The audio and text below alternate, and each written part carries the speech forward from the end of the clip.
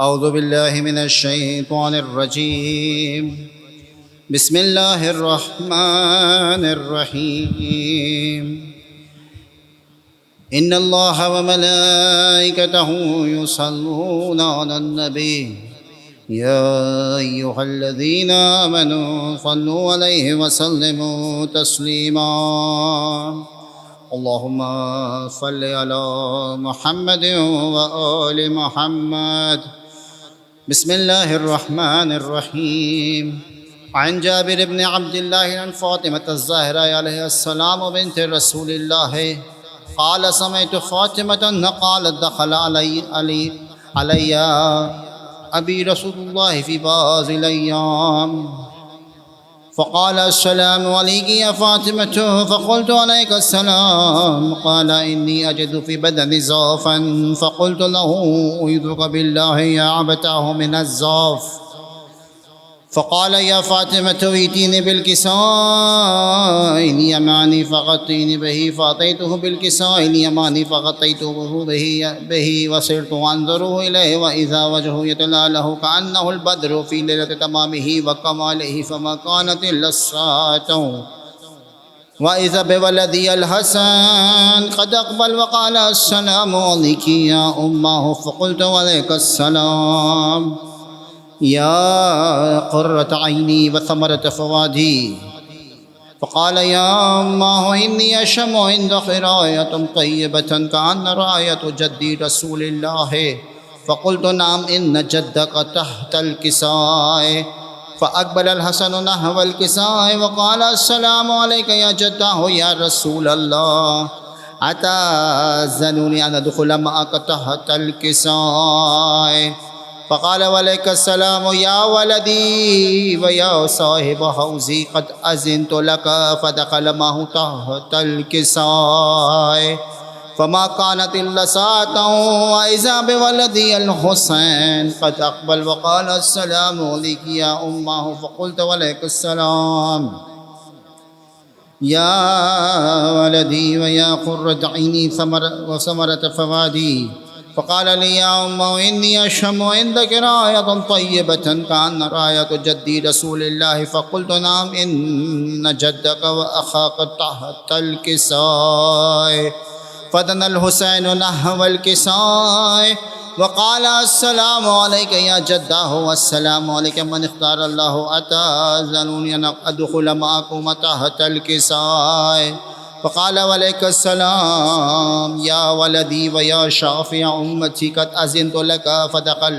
فدخل معهما تحت الكساء فأقبل عند ذلك أبو الحسن علي بن أبي طالب وقال السلام عليك يا بنت رسول الله. فقلت وعليك السلام يا أبا الحسن ويا أمير المؤمنين. فقال يا فاطمة إني أشم عندك راية طيبة كأن راية أخي وابن عمي رسول الله. فقلت نعم هو ما ولديك تحت الكساء.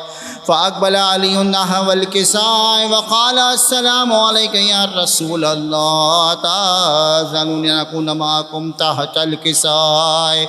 قال له عليك السلام يا أخي ويا وصي وخليفتي وصاحب اللواء، قد أذنت لك. فدخل علي تحت الكساء ثم أتيت نحو الكساء وقلت السلام عليك يا أبتاه يا رسول الله، أتأذنني أن أكون معكم تحت الكساء؟ قال وعليك السلام يا بنتي ويا بزعتي، قد أذنت لك. فدخلت تحت الكساء فلما اكتملنا جميعا تحت الكساء أخذ أبي رسول الله بطرف الكساء وأومي بيد اليمنى إلى السماء وقال اللهم إن هؤلاء أهل بيتي وخاصتي وحامتي، لحمهم لحمي ودمهم دمي، يؤلمني ما يؤلمهم ويحزنني ما يحزنهم. أنا حرب لمن حارب وسلم لمن سالم وعدو لمن عدا ومحب لمن أحبهم. إنهم مني وأنا منهم، فاجعل صلواتك وبركاتك ورحمتك وغفرانك ورضوانك علي وعليهم، وأذهب عنهم الرجس وطهرهم تطهيرا. اللهم صل على محمد وآل محمد وعجل فرجهم. فقال الله عز وجل يا ملائكتي ويا سكان السماوات إنما خلقت سماء مبنية ولا أرضا مدهية ولا قمرا منيرا ولا شمسا مزيا ولا فلكا يدور ولا بحرا يجري ولا فلكا يسري إلا في محبة هؤلاء الخمسة الذين هم تحت الكساء. فقال الأمين جبريل يا رب ومن تحت الكساء؟ فقال عز وجل هم أهل بيت النبوة ومعدن الرسالة، هم فاطمة وأبوها وبالها وبنوها. اللهم صل على محمد وآل محمد.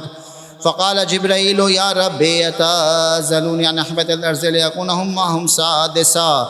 فقال الله نعم قد أذنت لك. فهبط الأمين جبرائيل وقال السلام عليك يا رسول الله. علي الأعلى يخرق السلام ويخشق بالتحية والإكرام ويقول لك وعزتي وجلالي إني ما خلقت سماء مبنية ولا أرضا مدهية ولا قمرا منيرا ولا شمسا مزيا ولا فلكا يدور ولا بحرا يجري ولا فلكا يسري إلا لأجلكم ومحبتكم وقد أذن لي أن أدخل معكم فهل تأذن لي يا رسول الله؟ فقال رسول الله عليه السلام يا أمين وحي الله إنه نعم قد أذنت لك.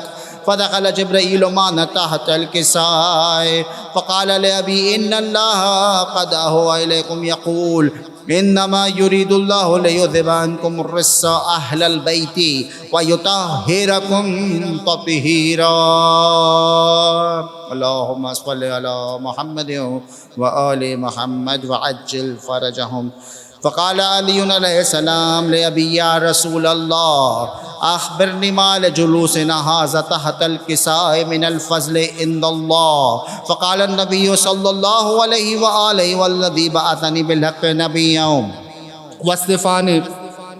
واصطفاني بالرسالة نبيا ما ذكر خبرنا هذا في محافل أهل الأرض وفي جمع من شيعتنا ومحبينا إلا ونزلت عليهم الرحمة وحفت بهم الملائكة واستغفرت لهم إلى أن يتفرقوا. فقال علي عليه السلام إذا والله فزنا وفاز شيعتنا ورب الكعبة. اللهم صل على محمد وآل محمد وعجل فرجهم. فقال أبي رسول الله صلى الله عليه وآله يا علي والذين بعثني بالحق نبيا واصطفاني بالرسالة نبيا ما ذكر خبرنا هذا في محافل أهل الأرض وفي جمع من شيعتنا ومحبينا وفيه محموما إلا وفرج الله حما ولا مغموما إلا وكشف الله غما ولا طالب حاجة إلا وقضى الله حاجته. فقال علي عليه السلام إذا والله فزنا وسعدنا وكذلك شيعتنا فازوا وسعدوا في الدنيا والآخرة ورب الكعبة. اللهم صل على محمد وآل محمد وعجل فرجهم.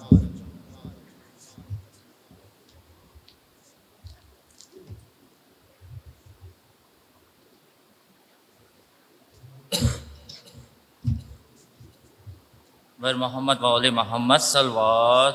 اللہم صلی علی محمد وآل محمد. کیا دیکھتی ہے سغرا زینب کے آنسوؤں میں، کیا دیکھتی ہے سغرا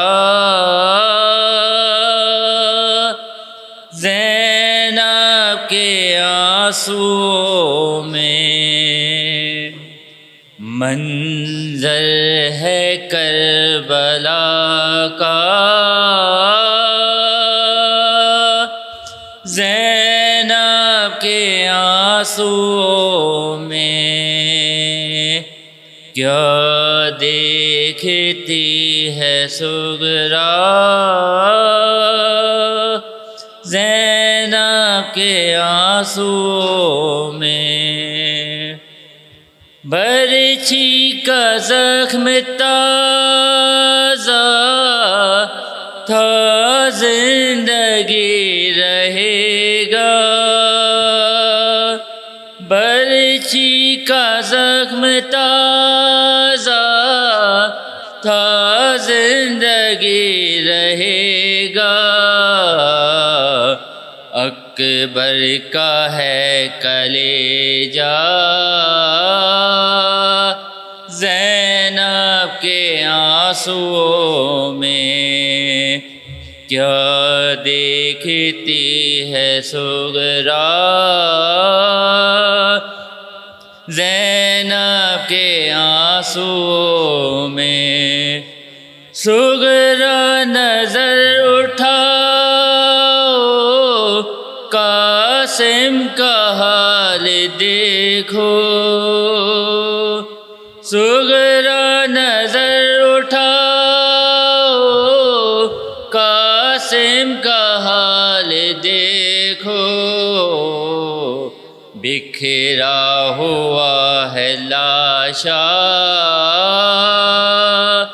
زینب کے آنسوؤں میں، کیا دیکھتی ہے سغرا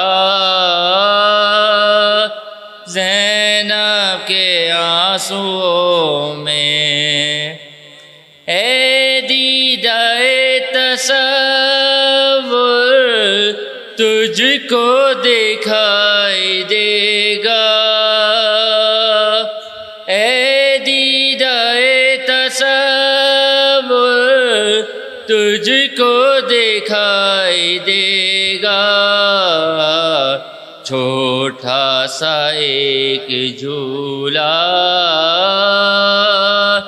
زینب کے آنسوؤں میں، کیا دیکھتی ہے سغرا زینب کے آنسوؤں میں، عباس کے بریدہ لاکھوں کی داستان میں، عباس کے بریدہ لاکھوں کی داستان میں، بہتا ہے غم کا دریا زینب کے آنسوؤں میں، کیا دیکھتی ہے سغرا زینب کے آنسوؤں میں، زندان شام میں ہے چھوٹی سی قبر لے کے، زندان شام میں ہے چھوٹی سی قبر لے کے، موجود ہے سکینہ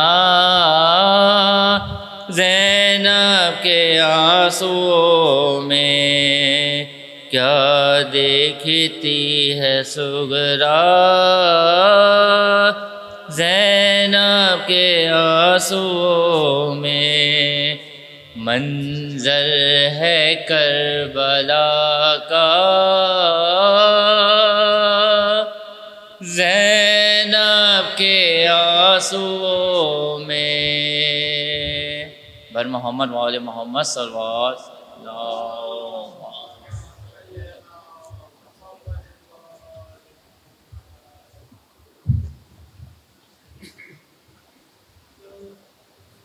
نعرہ صلوات۔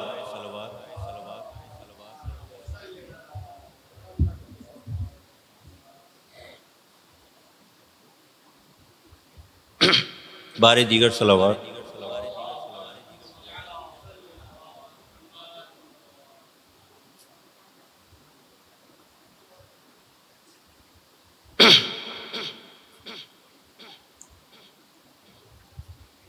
یا رب چشم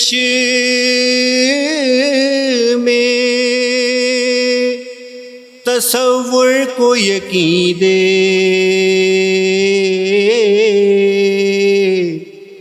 بے پردہ اسیروں میں یہ زینب تو نہیں ہے،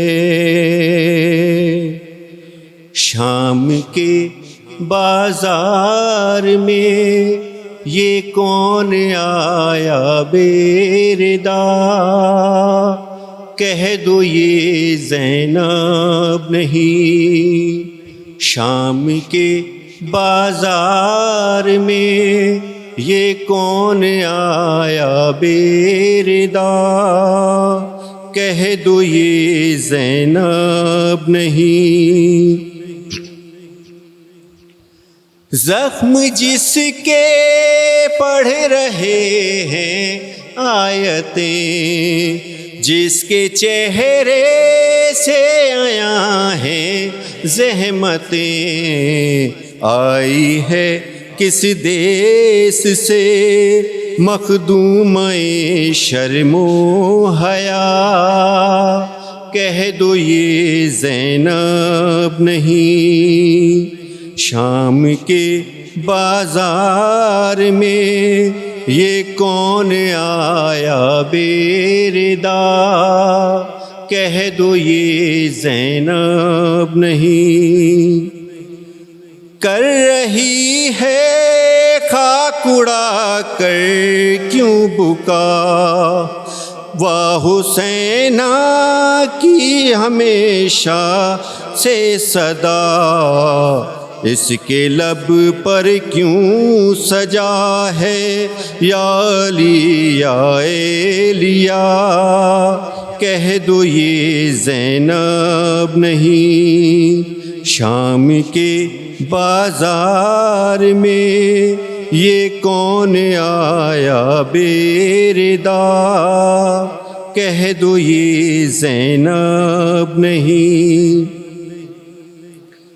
نو کے نیزہ پر سروں کو دیکھ کر اپنے چہرے کو پیٹتی ہے نوحہ گر، آئی ہے کس دیس سے ملکہ شرم و حیا، کہہ دو یہ زینب نہیں، شام کے بازار میں یہ کون آیا بے ردا، کہہ دو یہ زینب نہیں۔ بر محمد والے محمد صلوات۔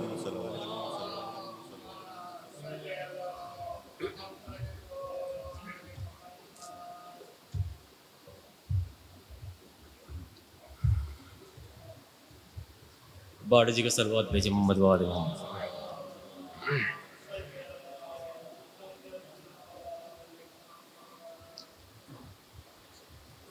بی بی کی روایت کے کچھ بند پیش کروں گا،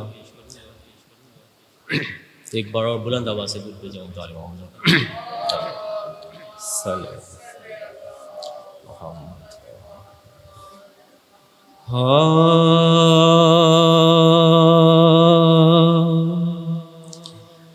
ایک ذاکر شام پہنچا دل میں لے کر یہ خیال،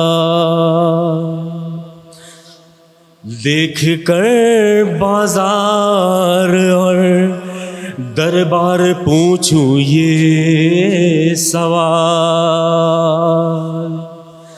سر برہنہ جب تھی زینب بے کفن زہرا کلال، اور سر پہ سورج چل رہا تھا جس گھڑی چونٹی کی چال، فاصلہ بازار سے در بار تک تے جب کیا وقت اس مشکل سفر میں کتنا بی بی کو لگا. مرکد زینب پہ پہنچا اور مجاور سے کہا اے مجاور مرکد زینب کے مجھ کو یہ بتا تے سفر بازار سے دربار تک میں نے کیا وقت مجھ کو اس سفر میں چند ساتھ کا لگا.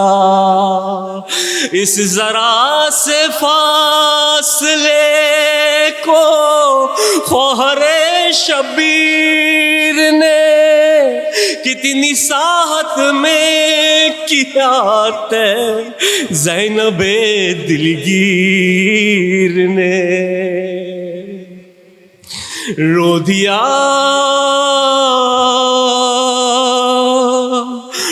دیا سن کر مجاور یہ سوال اور یہ کہا ارے ذاکر شبیر ہے سننے کا تجھ میں حوصلہ تو نے تے یہ فاصلہ جو چند ساتھ میں کیا یہ سفر زینب کا صدیوں کے برابر ہو گیا. ارے 30 گھنٹوں میں یہاں تک پہنچی بنت فاطمہ گرد تھے لاکھوں تماشا ہزاروں اشکیا. اور میری بہنوں یہ گھڑی ہے اس قدر احساس کی تھی بہن عباس کی نظر عوام الناس کی بے ردائی بے گھڑی اور اس پہ شدت پیاس کی کہتی تھی مل جائے چادر پرچم عباس کی. ساعت شام غریبہ یاد وہ عباس کی جب نہ تھا کوئی بھی وارث ماں سوائے بے کسی. ارے غمزدہ کی ہاتھ میں ایک چوب خیمہ آ گئی بن گئی زینب بلیا باس بھی شبیر بھی. سہم بچوں کے لیے بنت علی تھی پہرہ دار سب کو دیتی تھی تسلی خود مگر تھی اشک بار. ارے ناگہاں دیکھا چلا آتا ہے جیسے ایک سوار تھاملی باغے فرس بھی بین ہو کے بے قرار.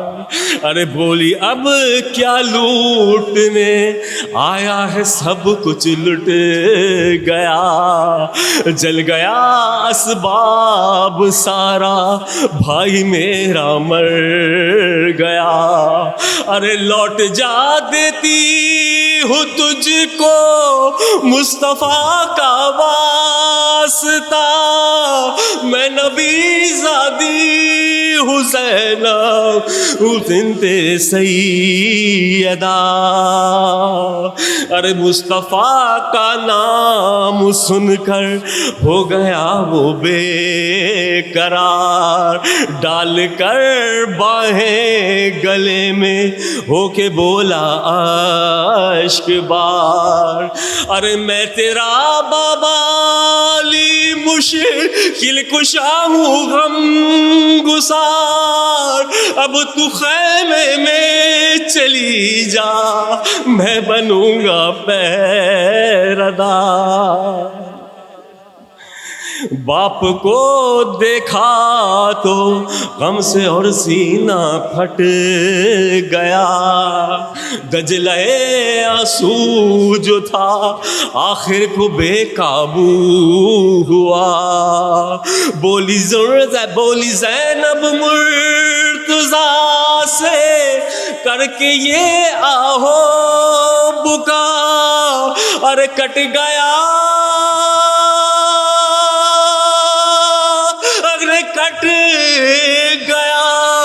کٹ گیا کنبہ میرا باچھنی میری ردا۔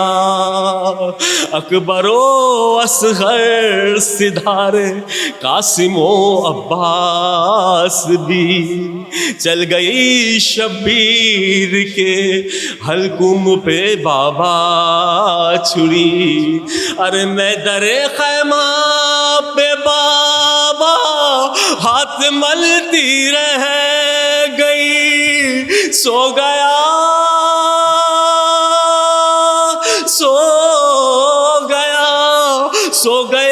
دریا کنارے جا کے عباس جری۔ ہم کو اے ریحان قسمت سے شرف ایسا ملا، روضہ عباس کے سائے میں یہ نوحہ لکھا۔ روضہ شبیر پر جا کر جو سرور نے پڑھا، یوں لگا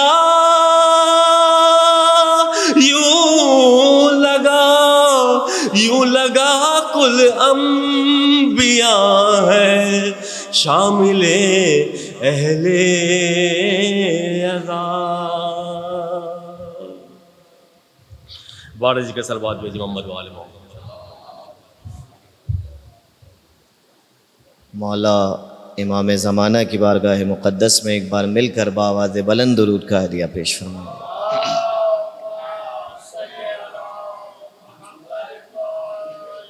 مولا عباس کی بارگاہ مقدس میں جناب سیدہ کے اسم گرامی پر مل کر بآواز بلند درود کا ہدیہ پیش فرمائیے۔ اللہم صلی علی محمد و آل محمد۔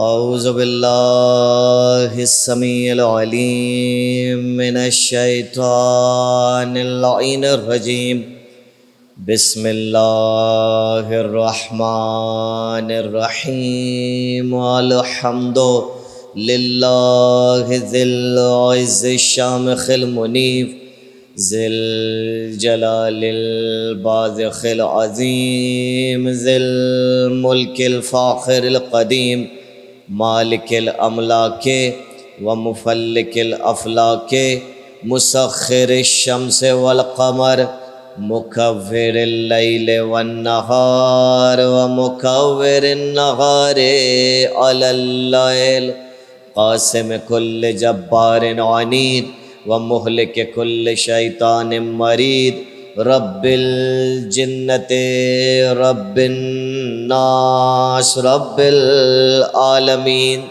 لا یزجرہ صراخ المستصرخین ولا یبرمہ الحاح الملحین، العاصم للصالحین والموفق للمفلحین، مولا المؤمنین، الذي انزل السکینۃ علی قلوب المؤمنین، جلت عظمتہ والصلاۃ والسلام والتحیۃ والاکرام علی النبی الامی القرشی العربی الہاشمی المکی المدنی الابتہی والمطلبی حبیب قلوبنا شفیع ذنوبنا وطبیب نفوسنا ومولانا ابی القاسم محمد صلی اللہ علیہ وسلم۔ وَأَهْلِ بَيْتِهِ الطَّيِّبِينَ الطَّاهِرِينَ الْمَعْصُومِينَ الْمَظْلُومِينَ الْهَادِيِّينَ الْمَهْدِيِّينَ الْمُلْتَجَبِينَ الْمُلْتَقَبِينَ الْمُطَهِّرِينَ الذین اذهب اللہ عنہم الرجس وطہرہم تطہیرا۔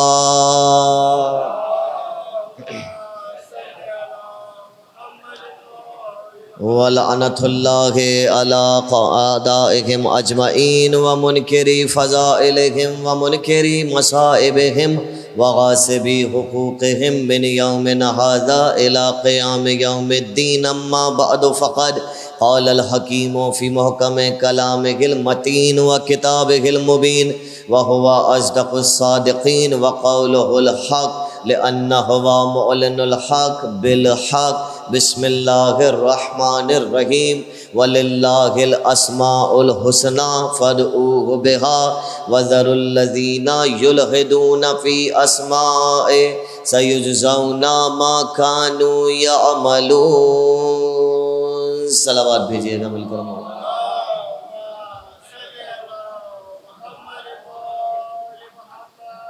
اگر آپ لوگ زحمت محسوس نہ کریں تو یہاں اگر زحمت نہ ہو تو تشریف لے آئیے گا تاکہ مجلس کی رونق میں اضافہ رہے۔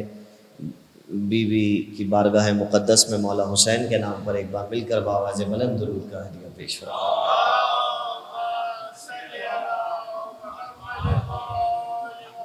تمام تعریفیں اس پروردگار جناب سیدہ کے نام کہ جس کی شان اقدس کے قصیدوں میں سب سے بڑا قصیدہ ہی یہ ہے کہ وہ فاطمہ زہرا کا پروردگار ہے، جو زمانے کی پالن ہار ہے وہ اس سیدہ کا پالنے والا ہے، جس کی چکی چلے تو کائنات کو رزق تقسیم ہو، وہ اس بی بی کے دروازے پہ رزق نازل کرنے والا خدا ہے۔ اس کی حمد کا سلیقہ ہی یہی ہے کہ اسے فاطمہ زہرا کا پروردگار کہا جائے، اس کی ثنا کا قصیدہ ہی یہی ہے کہ اسے زہرا کے خاندان کا رب کہا جائے، اس لیے کہ ثنا کے لیے جس کی ثنا ہوتی ہے اسی معیار کا قصیدہ بھی دیکھا جاتا ہے۔ میں اور آپ تو اس قابل بھی نہیں کہ اس کے ذریعے سے اپنا قصیدہ کر سکیں، تو کہاں اس قابل ہوں گے کہ جو کائنات کا خالق و مالک ہو اس کا قصیدہ ہو سکے۔ لیکن اس نے حکم تو یہی دیا تھا کہ ہم نے تمہیں خلقی اس لیے کیا ہے کہ تم ہمارا قصیدہ پڑھو، تو پھر پروردگار ہی پہ لازم تھا کہ یا تو کوئی ایسا تقاضا نہ کرتا کہ جو عبث ہے، یا پھر کوئی ایسے بناتا کہ جن کی مدحت کو اپنا قصیدہ قرار دے کے کہتا ان کی نعت و ثنا کرتے رہنا ہماری حمد ہوتی رہے۔ اللہ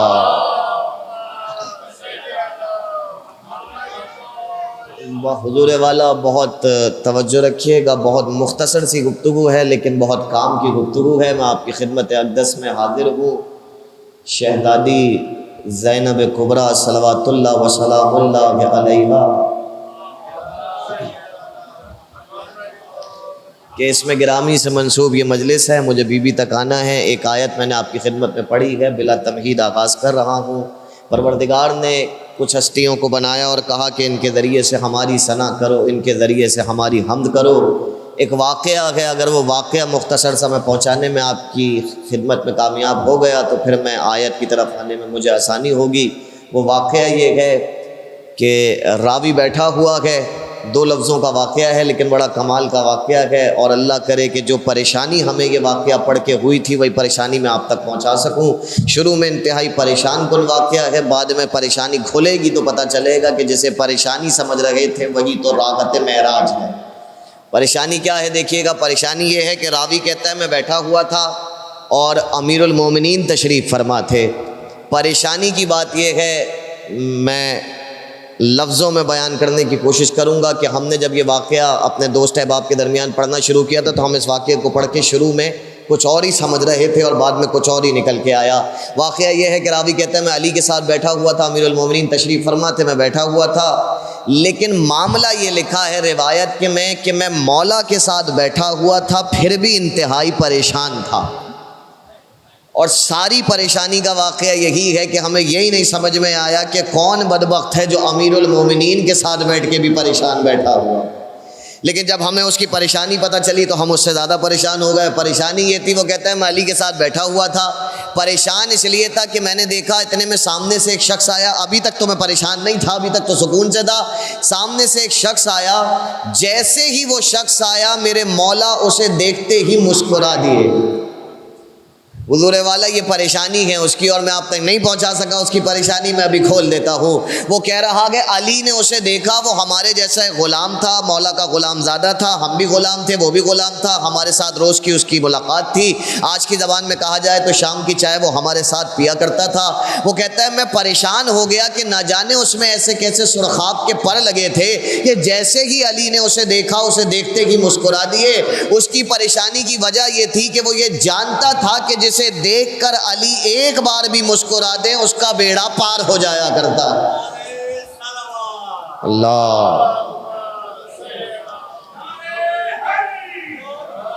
وہ کہہ رہا ہے میں یوں پریشان تھا کہ علی مسکرا کیوں رہے گئے۔ اور ایک عالم ربانی بلکہ ایک عارف ربانی کا جملہ ہے جو اب ذاکرین پڑھتے ہیں، لیکن ایک مرحوم عارف کا ہے، کمال جملہ ہے۔ وہ کہتے تھے کہ علی اس شخصیت کا نام ہے کہ جو پریشان ہوتا ہے اسے اور پریشان کر دیا کرتے۔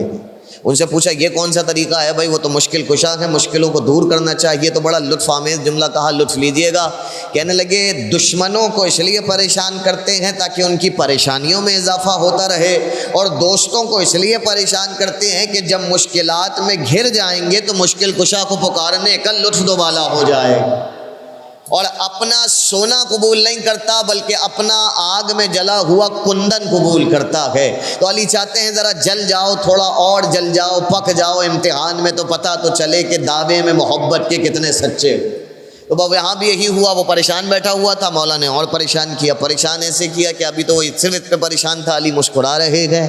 لکھا ہے وہ قریب آتا گیا، چہرے کا تبسم بکھرتا گیا، وہ قریب آتا گیا، علی مسکراتے گئے، وہ قریب آتا گیا، مسکراہٹ بڑھتی گئی۔ وہ اچانک ایک دم قریب آیا، مولا نے اسے قریب بلایا، بٹھایا اپنے پاس، اس سے باتیں کرنا شروع کی۔ ہاں میاں کیسے ہو، کیا چل رہا ہے، گھر بار میں کیا ہے، کاروبار کیا ہے؟ بڑی اس سے دیر تک باتیں کرتا ہے۔ وہ پریشان ہوتا رہا، یہ کیوں علی اتنا پروٹوکول دے رہے گئے غلام کو؟ کہتے ہیں اتنی دیر میں وہ اٹھ کے چلا گیا۔ جب وہ اٹھ کے چلا گیا تو مولا پیچھے پلٹے اور کہنے لگے کیوں باولا ہو رہا ہے، کیوں پریشان ہو رہا ہے؟ کہا مولا میرے ایک بات سمجھ میں نہیں آئی۔ کہا کیا ہوا؟ کہا مولا وہ بھی آپ کا غلام، ہم بھی آپ کے غلام، وہ بھی غلام زادہ، ہم بھی غلام زادے، یہ اتنا پروٹوکول کاہے کو دے رہے تھے؟ تو مسکرا کے جو جملہ کہا کہ مولا نے وہ سننے کے قابل ہے، کہنے لگے کچھ بھی نہیں، وہ ہمارے خدا کی کتاب کی ایک آیت کی تفسیر جاننے والا تھا۔ حضور والا عجیب جملہ ہے، ہمارے خدا کی کتاب کی، قرآن کی نہیں، ہمارے خدا کی کتاب کی ایک آیت کی تفسیر جاننے والا تھا۔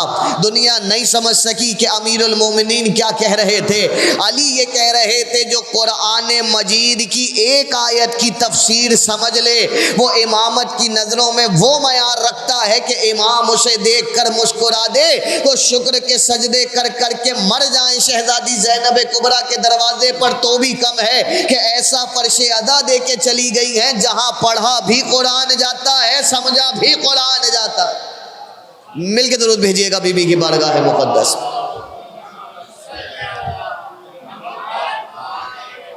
بس اب یہ تو اپنا اپنا مقدر ہے، جب قرآن کی تفسیر پہ اتنا رتبہ ہے، اب اگر کوئی قرآن ہی نہ سنائے یا سننے والے قرآن ہی نہ سننے چاہیں تو پھر اللہ ہی جانے ان کا کیا ہو۔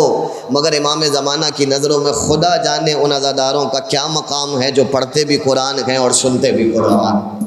ایک آیت کی تفسیر حضور والا، ایک آیت، وہ ایک آیت کہ جس کے بارے میں حضرت مولا امام محمد باقر علیہ السلام، میں بڑی تیزی سے گزر رہا ہوں اور میرے ساتھ چلیے گا۔ امام باقر نے فرمایا قرآن کی ایک آیت کے، ایک سنٹینس کے، ایک فریز کے، ایک جملے کے 70 ظاہری معنی ہے، 70 باطنی معنی ہے، یعنی 140 تفاسیر تو آرام سے ہو سکتی ہیں۔ آرام سے مراد وہ آرام نہیں ہے جو میں اور آپ آرام سمجھتے ہیں، آرام سے مراد ممکنات میں ہے کہ 140 تفسیر ہو جائیں۔ اور جب میں کہوں دو تو ضروری نہیں دو ایک دوسرے سے بالکل الگ ہو، لیکن جب امام کہیں ایک سے زیادہ دو تو اس کا مطلب یہ ہے پہلی والی بالکل کچھ اور ہے، دوسری والی بالکل کچھ اور ہے۔ تو 140 بالکل الگ الگ ہوں گی. یعنی ایک سیدھا سا جملہ جو ہمیں لگتا ہے الحمدللہ رب العالمین، حمد ہے اس خدا کی جو عالمین کا رب ہے. حضور والا یہ ایک تفسیر ہے، نہ جانے اور کتنی تفسیر ہو سکتی ہیں جو بالکل اس سے ہٹ کر ہیں. اور یہ کون کہہ رہے گا؟ امام کہہ رہے ہیں. لطف اس کا ہے کہ جس امام نے یہ جملہ کہا کہ قرآن کی ایک آیت کی 140 تفسیر ہو سکتی ہے، انہی کے جد امجد نے ممبر کوفہ سے مسجد سلونی میں بیٹھ کر یہ جملہ کہا تھا کہ اگر علی چاہے تو قرآن کی ایک آیت کی 10 لاکھ تفسیر کر سکتا ہے. میں کہوں مولا یہ تو کنٹرڈکشن ہو گیا، بات میں اختلاف ہو گیا. بیٹا کہہ رہا کہ 140، آپ کہہ رہے کہ 10 لاکھ، کیا مطلب ہے اس بات کا؟ تو عجب نہیں. علی مسکرا کر کہیں یہ اختلاف نہیں، یہی تو سمجھانا چاہ رہا ہوں. عام بندہ 140 تک بھی پہنچ جائے بڑی بات ہے، جو ایک کی 10 لاکھ کر دے اسے امام کہا جاتا ہے. جو ایک فریز، ایک جملے کے پروردگار کے 10 لاکھ معنی بتا دے اور کر کے دکھایا. ابن عباس کہتے ہیں مغربین کی نماز پڑھ کے ہم بیٹھے تھے. بڑا آدمی ہے ابن عباس، دنیا مانتی ہے. کہتے ہیں مغربین کی نماز پڑھ کے بیٹھے تھے. اچھا اب ابن عباس کہہ رہے ہیں کہ مغربین کی نماز پڑھ کے بیٹھے تھے تو ہماری طرح تو ہوگا نہیں کہ رات کے 12 بجے ہو رہی ہے. وہ کہہ رہے ہیں تو یقیناً اول وقت پہ نماز ہوئی ہے. وہ کہہ رہے ہیں مغربین کی نماز پڑھ کے ہم مسجد میں علی کے ساتھ بیٹھے تھے. اتنے میں ہم نے علی سے کہا یا علی کیوں نہ آج قرآن کی تفسیر ہو جائے. علی نے کہا ابن عباس ہو جائے. ہم نے کہا یا علی سورہ ہم سنا دیجئے. ابن عباس کا کہنا یہ ہے کہ مغربین کی نماز کے بعد بیٹھے تھے، اتنا خوبصورت بولے علی کہ وقت کب گزرا پتہ ہی نہ چلا. بس اتنا معلوم ہوا کہ فجر کا وقت ہونے والا تھا تو ہم نے آسمان دیکھا اور علی سے کہنے لگے یا علی مغربین سے فجر ہو گئی، اب تک الحم تمام نہیں ہوئی. تو مسکرا کے ابو طالب کے شہزادے نے کہا ابن عباس ابھی سے گھبرا گئے، ابھی تو علی بسم اللہ سے آگے ہی نہیں بڑھا ہے. یہ ہے قرآن اور یہ ہے امام، یہ ہے عالم قرآن. با حضور والا آپ کی توجہ میرے ساتھ ہو گئی. یہ ساری باتیں میں بس اس اہمیت کی طرف کر رہا تھا کہ ایک آیت کی تفسیر کیا ہوتی ہے. اب بہت توجہ رکھیے گا، میں بڑی تیزی سے گزروں گا. ایک آیت میں نے آپ کی خدمت میں پڑھی ہے، اس کی تفسیر کرنی ہے. آیت ہے، ترجمہ پہلے محفوظ کیجئے گا. بظاہر سیدھی سیدھی سی آیت ہے، لیکن تمہیدات سے آپ کو پتہ چل گیا ہوگا کہ سیدھی آیت قرآن میں کوئی بھی نہیں ہے جب اتنی تفاسیر ہو سکتی ہیں. تو آیت سنیے گا. اللہ کہنے لگا بسم اللہ الرحمن الرحیم وَلِلَّهِ الْأَسْمَاءُ الْحُسْنَى. اللہ کے لیے حسین ترین نام ہیں. یہ ایک ترجمہ ہے جو قرآن میں لکھا ہوا ہے. آپ کو کہیں یہ ترجمہ مل بھی جائے گا، لکھا ہوا اکثر قرآن میں، اس لیے میں نے یہی ترجمہ کیا. حالانکہ عربی کے کچھ قوانین ہیں گرامر کے، اس کے لحاظ سے اگر یہاں آیت کا ترجمہ کیا جائے تو یہ نہیں ہے کہ اللہ کے لیے حسین نام ہے. یہاں ترجمہ یہ بنے گا کہ اللہ ہی کے لیے حسین ترین نام ہے. ایک بار آپ کہیں کہ ہے ایسا اور ایک بار کہیں ایسا ہی ہے، اس میں زمین آسمان کا فرق ہے. حضور والا اللہ کہنے لگا اللہ ہی کے لیے حسین ترین نام ہے. مجھے دیکھتے رہیے گا اور اگر تھوڑا سا میرے ساتھ بولیں گے تو مجھے پتہ چلتا رہے گا کہ میری بات پہنچ رہی ہے. ایک بار مل کے ذرا درود بھیجیے گا مولا کی بارگاہ میں.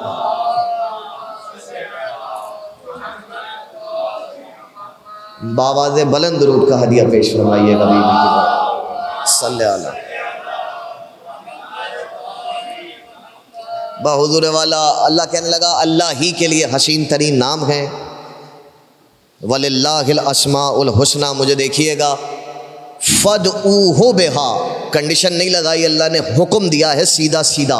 فَادْعُوهُ بِهَا، ان اسماء کے ذریعے اللہ کو پکارو.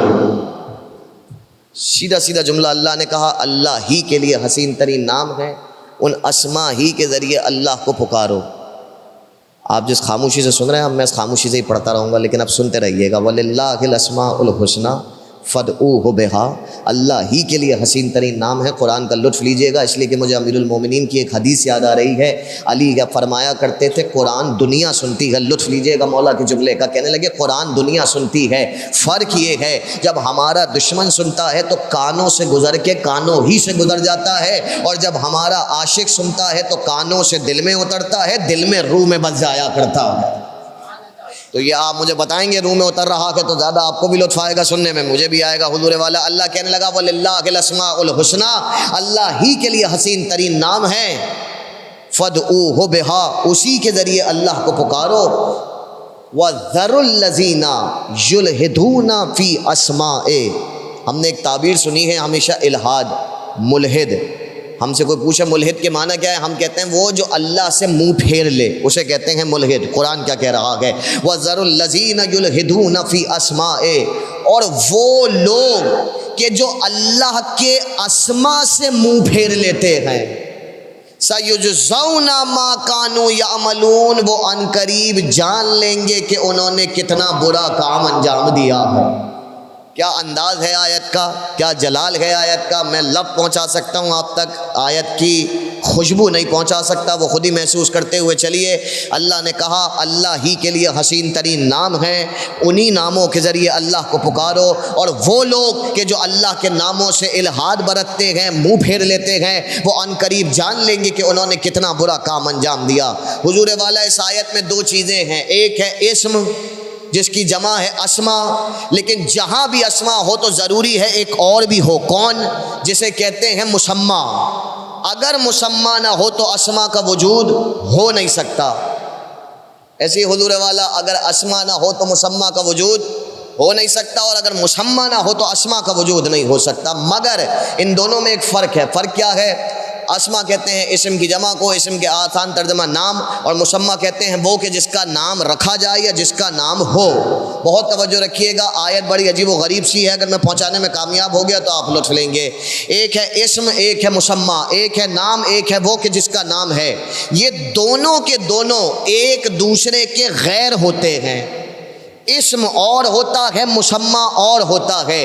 یہودیت میں قاعدہ یہ ہے، یہودیوں میں وہ کہتے ہیں اسم اور مسمى ایک ہی چیز ہے، مگر محمد مصطفیٰ کے ماننے والے کہتے ہیں کہ اسم اور مسمى ایک چیز نہیں ہے، مسمى الگ ہے، اسم الگ ہے.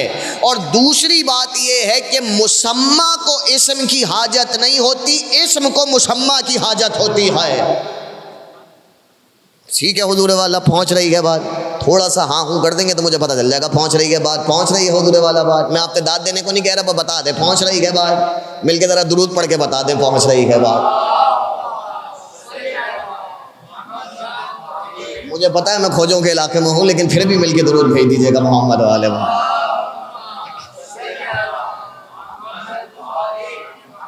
جاگتے رہیں گے تو لطف آتا رہے گا، ورنہ میں بھی سو جاؤں گا، آپ بھی سو جائیں گے، کیونکہ آیت تھوڑی سی مشکل ہے اور پیچیدہ ہے. اللہ کہہ رہا ہے اللہ ہی کے لیے کچھ اسم ہیں، انہی کے ذریعے اللہ کو پکارو. اور اسم اور مسمى الگ الگ ہیں. مسمى کو اسم کی حاجت نہیں ہوتی، اسم کو مسمى کی حاجت ہوتی ہے. مثال، میں ہوں، میرا ایک نام ہے، وہ اسم ہے، میں مسمى ہوں. مجھے حاجت نہیں تھی نام کی، جس نے مجھے پکارنا تھا اسے حاجت تھی کہ کوئی میرا نام ہو. مسمى کو کوئی حاجت نہیں ہے، میرا کوئی نام نہ ہو، میری ذات مکمل برقرار رہے گی. اور میرا اسم میں نہیں ہوں، اور میں میرا اسم نہیں ہے، وہ الگ ہے، میں الگ ہوں. مگر اسم اور مسمى جب ایک دوسرے سے جڑتے ہیں تو ان میں تعلق اتنا گہرا ہو جاتا ہے کہ کبھی کبھار مسمى کی ضرورت نہیں پڑتی، اسم ہی مسمى والے کام کر دیتا ہے. کیسے؟ ایسے کہ جب میں ابھی تقریر کر کے یہاں سے چلا جاؤں گا، آپ یہ نفسیات کا قاعدہ ہے، اس میں 2 اور 2 4 والی بات ہے، کوئی ٹھکرا نہیں سکتا. میں یہاں سے چلا جاؤں گا، آپ سے کوئی پوچھے گا کون سی مجلس سے کہاں سے آ رہے ہیں، آپ فقط نام میرا دہرائیں گے، ذہن میں پوری کی پوری مجلس آ جائے گی. میں نہیں آؤں گا، مجلس آئے گی، پورا وجود آئے گا. کیسے؟ یہ اسم کی طاقت تھی جو مسمى کی تاثیر کو کھینچ کے لے آئی ہے. یہ اسم ہی کی تو تاثیر ہے کہ اگر جانے والے مرحومین کو یاد کیا جائے تو ہماری آنکھوں سے آنسو بہنے لگتے ہیں. کیوں؟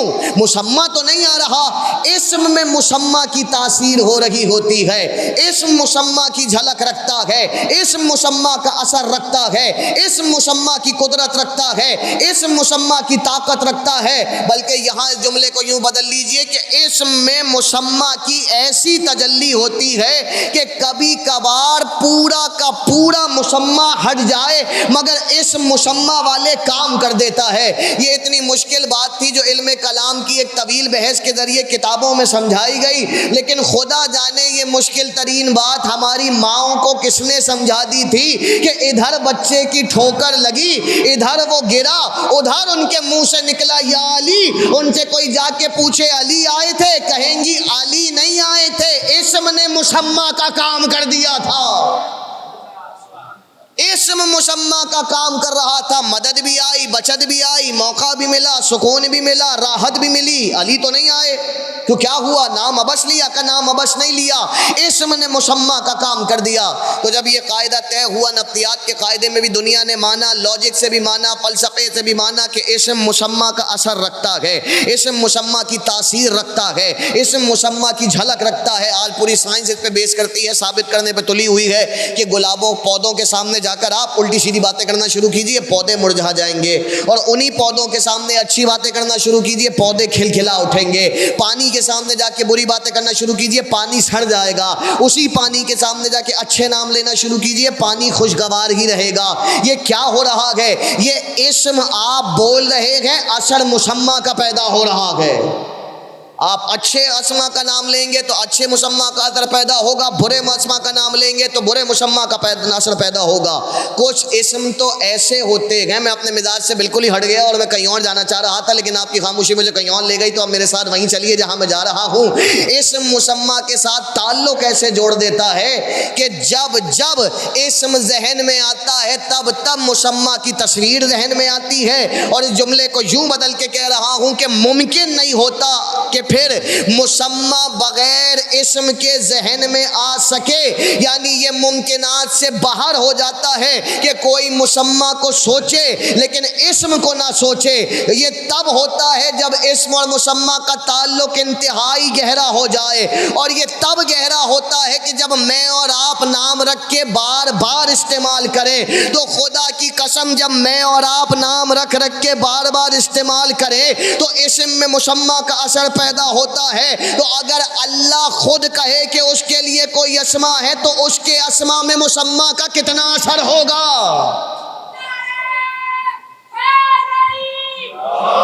اور وہ اثر ایسے ہوگا کہ پھر اسم مسمہ کے کام دکھائے گا، اور مسمہ جو کہ خدا ہے ذہن میں نہیں آ سکے گا جب تک اسما کا تصور نہ ہو جائے۔ خطرناک بات کر رہا ہوں میں انتہائی، کیونکہ ابھی آپ نتیجے سے خالی ہیں تو ابھی آپ اس کو اہمیت نہیں دے رہے۔ پھر جملہ دوہرا رہا ہوں، مسمہ ذہن میں نہیں آئے گا جب تک اسم کا تصور نہ ہو، اور اگر اسم کے بغیر مسمہ کو سوچنا چاہا تو ذہن خالی رہ جائے گا، کچھ بھی ذہن میں نہیں آئے گا۔ اللہ نے کہا اللہ ہی کے لیے حسین ترین نام ہے، اب بہت توجہ رکھیے گا، اللہ ہی کے لیے حسین ترین نام ہے۔ حضور والا میں کہوں یہ دیوار حسین ہے اور بات ہے، کوئی بزرگ اٹھ کے کہیں یہ دیوار حسین ہے اور بات ہے، معمار آ کے کہے یہ دیوار حسین ہے اور بات ہے، اور اگر حسن محمد اور یوسف کا خالق کسی کو حسین کہہ دے تو خدا جانے کتنا حسن سمیٹا ہوگا جب کسی کو حسین کہا ہوگا۔ اس خالق کے حسن نے کہا کہ اللہ ہی کے لیے حسین ترین نام ہے۔ یہ شاعری تو نہیں ہو رہی، یہ خطابت تو نہیں ہو رہی۔ جب اللہ کہہ رہا ہے تو یقیناً کوئی اتنے حسین نام ہے کہ ان سے اعلیٰ حسن میں پھر کوئی ہوگا نہیں، اور انہی حسین ناموں کے لیے اللہ نے حکم دیا ہوا کہ انہی کے ذریعے فدعوہ بہا، انہی کے ذریعے اللہ کو پکارنا۔ کیوں؟ پروردگار براہ راست بھی تو تجھے پکار سکتے ہیں، اسما کی ضرورت کیا ہے؟ کہ نہیں، اسم کا مسمہ سے رشتہ ایسے جڑا ہوا ہے کہ اگر اسما کے بغیر ہمیں پکارو گے تو ہم نہیں ملنے والے ہیں۔ اسما کے وسیلے سے ہمیں پکارنا، اسم کے وسیلے سے ہمیں پکارنا۔ تقریر کا رخ یہیں سے پلٹ گیا۔ اسم میں مسمہ کی طاقت ہے، اسم میں مسمہ کی جھلک ہے، اسم میں مسمہ کی تاثیر ہے، اسم میں مسمہ کی تجلی ہے۔ مسمہ اسم کے بغیر سمجھ میں نہیں آتا۔ اب دنیا تلاش کرتی رہے وہ کون اسما تھے، وہ کیا اسما تھے کہ جس کے لیے اللہ نے کہا انہی کے ذریعے ہمیں پکارنا، اور یہ حسین ترین نام ہے۔ تلاش کر کر کے اگر پہنچے گی دنیا تو قرآن کے آخری صفحے پہ پہنچے گی جہاں 99 نام لکھے ہوئے ہیں، اور سمجھیں گے کہ یہی وہ نام ہے کہ جن کے ذریعے اللہ کو پکارنا ہے۔ مگر اگر ایسا ہوتا کہ انہی کے ذریعے اللہ کو پکارنا ہے تو اللہ نے کہا تھا اس سے ہٹ کے پکارنا نہیں۔ اس کا مطلب یہ ہے کہ جب جب اللہ کو پکارا جائے گا 99 ناموں کے ساتھ پکارا جائے گا۔ اب ایک نام بھی ہٹایا تو حرام ہو جائے گا، اس لیے کہ اللہ حکم دے رہا ہے ان اسما سے ہٹ کے ہمیں پکارنا نہیں۔ اس کا مطلب یہ وہ اسما نہیں ہے جو ادھر لکھے ہوئے ہیں، یہ کوئی اور اسما ہے جن کے بغیر خالق سمجھ میں نہیں آتا اور جن کے بغیر اسے پکارا نہیں جائے گا۔ دنیا تلاش کر رہی ہے، کرتی رہے گی، نہیں ملے گا۔ ملے گا تو فقط ایک ہی جگہ ملے گا، مسجد کوفہ تھی، منبر سلونی تھا، علی مسند خلافت پہ بیٹھے ہوئے تھے، کسی نے آ کر یہ آیت پڑھی، مسکرا کے مولا نے کہا تجھے اللہ کا اسم ملا؟ کہ نہیں، آج تک نہیں ملا۔ سینے پہ ہاتھ رکھ کے کہنے لگے نحنو اسماء الحسنی، ہم ہی تو اللہ کے حسین ترین نام ہیں۔ مل کے درود بھیجیے گا مولا کی بارگاہ مقدس۔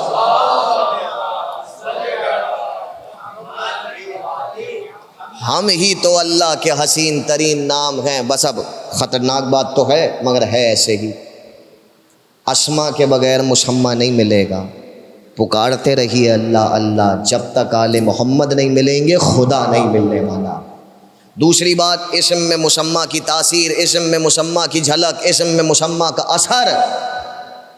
تو اب جملہ آپ کی مرضی ہے، آپ قبول کر لیں تو اچھا ہے، نہ قبول کریں تو آپ کی مرضی ہے۔ میں پوری ذمہ داری، طالب علمی ذمہ داری کے ساتھ کہہ رہا ہوں، تسبیح ہاتھ میں لے کر یا اللہ یا اللہ یا اللہ پڑھیے، یا علی یا فاطمہ یا حسن پڑھیے، ثواب بھی برابر ملے گا، فائدہ بھی برابر ہوگا۔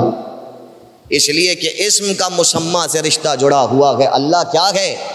بہت غور سے آپ مجھے دیکھ رہے ہیں، تو اللہ کیا ہے؟ خود لفظ اللہ بھی تو اسم ہی ہے، وہ کون سا مسمہ ہے؟ یہ تو یہودیوں کا عقیدہ تھا کہ مسمہ اور اسم ایک ہے، ہمارا تو نہیں ہے۔ لفظ اللہ اور ہے، ذات اللہ اور ہے۔ اور میری تقریر کہاں سے شروع ہوئی تھی؟ میری تقریر یہاں سے شروع ہوئی تھی، جہاں سے شروع ہوئی تھی وہیں ختم کی طرف لے جا رہا ہوں۔ تقریر کہاں سے شروع ہوئی تھی؟ تقریر یہاں سے شروع ہوئی تھی کہ مسمہ کو اسم کی حاجت نہیں ہوتی، کسی اور کو حاجت ہوتی ہے تو وہ مسمہ کے لیے اسم رکھتا ہے۔ برابر والے کمرے میں برخوردار بیٹھے ہیں 6 بچوں کے ساتھ، بلا کر لے آئیے ہمارے بیٹے کو۔ آپ کا بیٹا ہے کون؟ کہا وہ ایسے کپڑے پہنا ہوگا، ایسے لباس میں ہوگا، ایسی آنکھیں، ایسا چہرہ، ایسے بال، ایسی صورت۔ اتنی لمبی کہانی سنانے سے بہتر ہے آپ کہیں گے برخوردار کا نام بتائیے، آسانی ہو جائے گی، ہم جا کے نام لے لیں گے، نام سے وہ آ جائے گا۔ اس کا مطلب حاجت پکارنے والوں کو ہے، مسمہ کو نہیں ہے۔ تو جب حاجت پکارنے والے کو ہے، مسمہ کو نہیں ہے، تو پھر اللہ کا نام بھی اللہ نے نہیں رکھا ہے، کسی اور نے رکھا ہے۔ ایسے ہی ہے حضور والا، اللہ کا نام بھی اللہ نے نہیں رکھا، کسی اور نے رکھا۔ اب رکھے کون؟ میں ایک ہی جملہ کہوں گا اپنی ممدوحہ کی شان میں، جہاں تک آنا ہے، اور مصائب پہ آ جاؤں گا، لیکن اس کے لیے انتہائی مشکل بات آپ کی خدمت میں پیش کروں۔ جب بھی، بس ایسے ہی مجھے دیکھتے رہیے گا، جب بھی کسی مسمہ کے لیے اسم رکھا جاتا ہے تو قانون یہ ہے کہ پہلے مسمہ کے پورے معیار کو درک کیا جائے، پھر اس کے معیار کے مطابق اسم کو وضع کیا جائے۔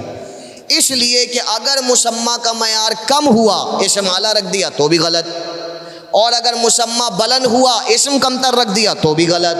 اردو کا مشہور و معروف محاورہ ہے، مقولہ ہے کہ آنکھوں کے اندھے نام نین سکھ۔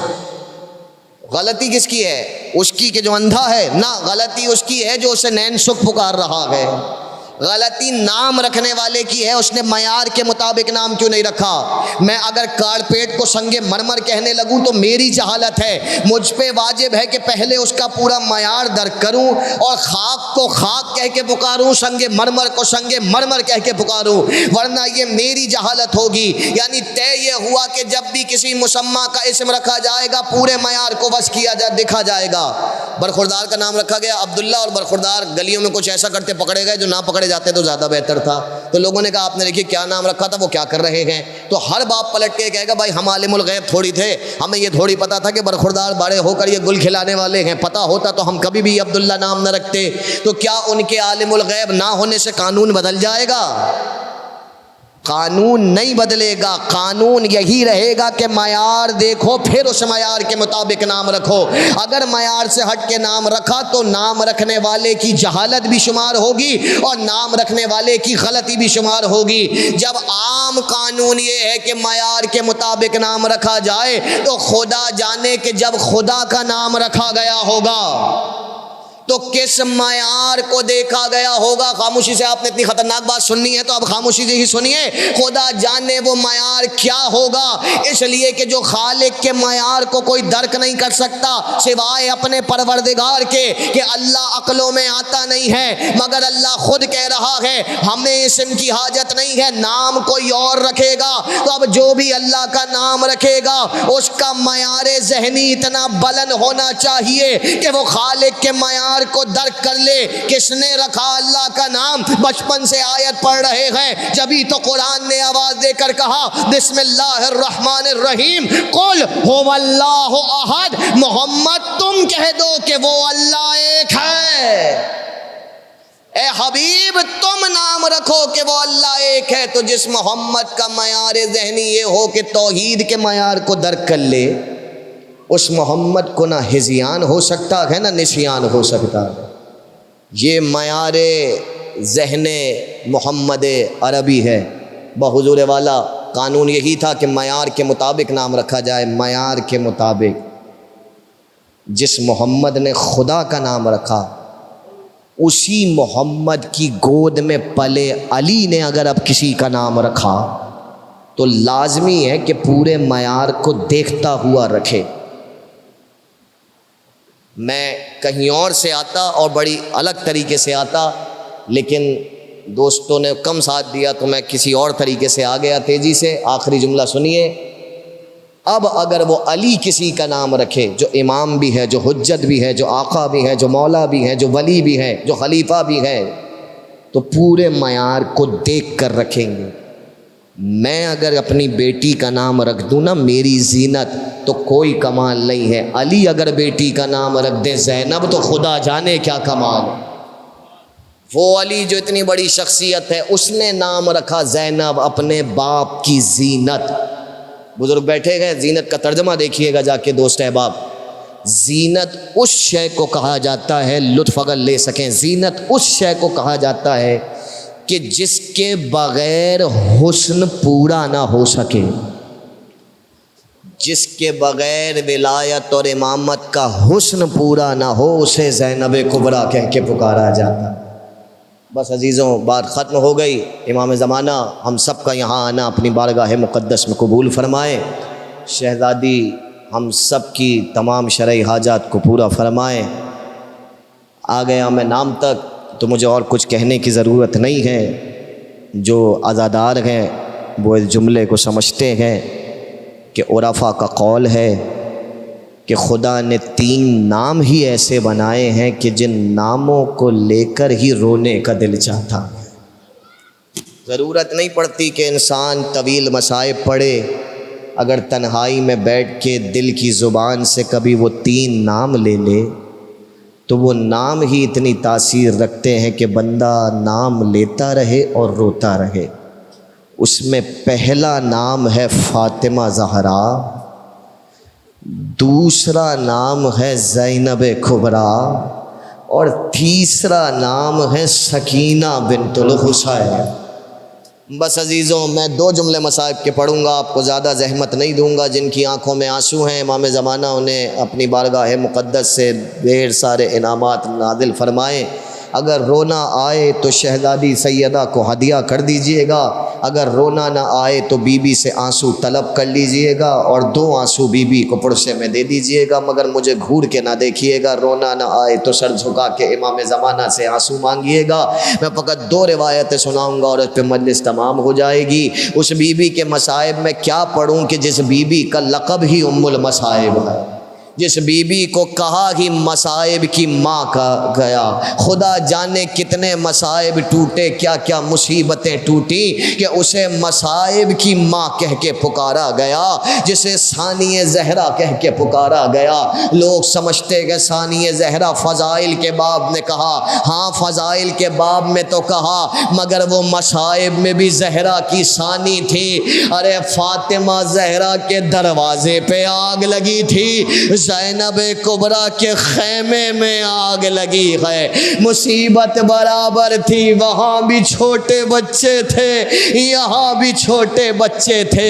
مگر میں بی بی سے ہاتھ جوڑ کے کہوں، بی بی آپ کی بیٹی کا مقدر عجیب ہے. جب آپ کے دروازے پہ آگ لگی تو کم از کم علی سہارے کو موجود تو تھے، مگر ہائے جب شام غریبہ میں آپ کی بیٹی کے خیمے جلے، ایک علی تھا مگر وہ بستر پہ تھا اور زینب اسے کاندھے پہ رکھ کے کہہ رہی تھی، بابا آؤ اپنی بیٹی کی مدد کر،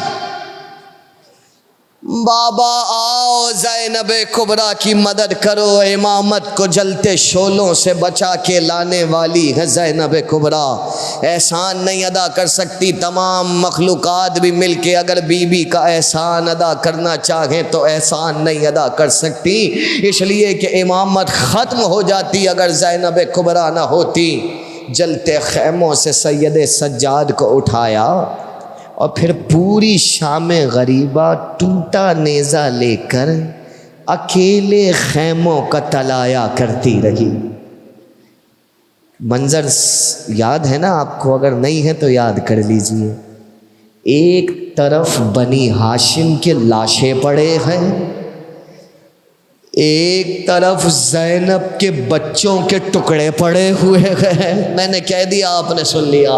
ایک طرف جلے خیموں کی راکھ پڑی ہے اور ایک طرف علی کی بیٹی ان کے درمیان اکیلی کھڑی کہہ رہی ہے، اماں ذرا اپنی بیٹی کی ہمت تو دیکھ، آؤ اماں ذرا اپنی بیٹی کا بازو تو تھامو. گزار دی شہزادی نے شام غریبہ گزار دی. یہ وہ شام تھی کہ جس کا اصل معاملہ یا تو زینب جانے یا امام زمانہ جانے. مجھے نہیں معلوم یہ شام کیسے گزری، مجھے نہیں معلوم یہ رات کیسے گزری. مجھے بس اتنا معلوم ہے کہ جو مصیبت شام غریبہ میں آئی تھی، اس جیسی ہی ایک مصیبت کا سخت مرحلہ اور آیا. بس وہ آپ کو سنا کے روتی آنکھوں سے اجازت لوں گا. پروردگار جن کی آنکھوں میں آنسو ہیں انہیں بی بی کے صدقے میں کبھی کوئی غم نہ دینا. روایت آخری ہے، مجلس اس پہ تمام ہوگی. راوی کہتا ہے ایک بار شہزادیوں کو اسیر کر کے لے جایا گیا. جب اسیر ہو کے کوفے کے راستے سے گزرتے ہوئے دارالامارہ تک آئی ہیں، وہ ابن زیاد ملعون کا دربار تھا. وہ زینب جس نے اکیلے شام غریبہ میں سب کو سنبھالا، وہ زینب جو 11 محرم سے اب تک سب کو سنبھالتی آئی ہے، وہ زینب جس نے علی اکبر کی ماں کو دلاسا دیا، وہ زینب جس نے ام رباب کا کلیجہ سنبھالا، وہ زینب جس نے قاسم کی ماں کا بازو باندھا، وہ زینب جو جلتے خیموں سے امام اٹھا کے لائی تھی، وہ زینب جو کہیں علی بنی تھی کہیں عباس بن گئی تھی. اتنی صابرہ بی بی، اتنی ہمت والی بی بی. مگر لکھا ہے جب دارالامارہ قریب آیا، علی کی بیٹی کانپ کے زمین پہ گر پڑی اور زمین سے پھر اٹھ نہ سکی. سید سجاد زنجیر تھامے آگے آئے. پھوپھی اماں ابھی تک تو ہمیں دلاسے دے رہی تھی، سب کو سنبھالتے آ رہی تھی، سب کی ہمت بڑھا رہی تھی، اب آپ کی ہمت ختم ہو گئی. تو رو کے کہا، بیٹے زینب کی ہمت ختم نہیں ہوئی، مگر میری جان یہ اس کا دربار ہے جو ماں باپ کا نام لے کر گالیاں بکتا گئے ہیں. بیٹے زینب جائے گی، مگر میری جان جب میرا بابا دنیا سے جا رہا تھا مجھ سے کہہ کے گیا تھا، زینب شرابی کا دربار ہوگا، زانی کا دربار ہوگا، وہ تیری ماں کا نام لے کے گستاخیاں کرے گا. میں نے کہا تھا بابا میں کیسے دربار میں جاؤں گی؟ تو مجھ سے کہا تھا زینب گھبرانا نہیں، علی مدد کرنے کو آئے گا۔ بس یہ کہہ کے اٹھی، انگلی کا اشارہ کیا، السلام علیک یا امیر المومنین، بیٹے میرا بابا آ گیا، چلو زینب کا دربار لے کے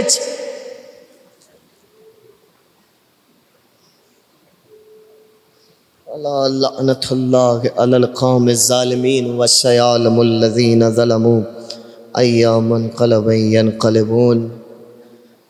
پروردگار ہماری اس قلیل و عظیم عبادت کو اپنی بارگاہ مقدس میں شرف قبولیت عنایت فرما۔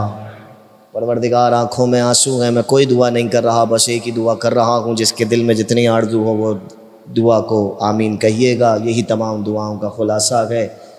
پروردگار جن کی آنکھوں میں آنسو ہیں ان کے صدقے میں کہہ رہا ہوں، جو جا چکے ہیں انہیں بار بار، اور جو نہیں پہنچے انہیں زندگی میں ایک بار کربلا معلیٰ کی زیارت نصیب فرما، محشر میں مولا حسین کی شفاعت نصیب فرما، جنت میں مولا حسین کے قدموں میں جگہ عطا فرما، اپنی آخری حجت کے ظہور میں بی بی زینب کے صدقے میں تاجیل فرما۔ ربنا تقبل منا انک انت السمیع الدعاء، ماتم حسین۔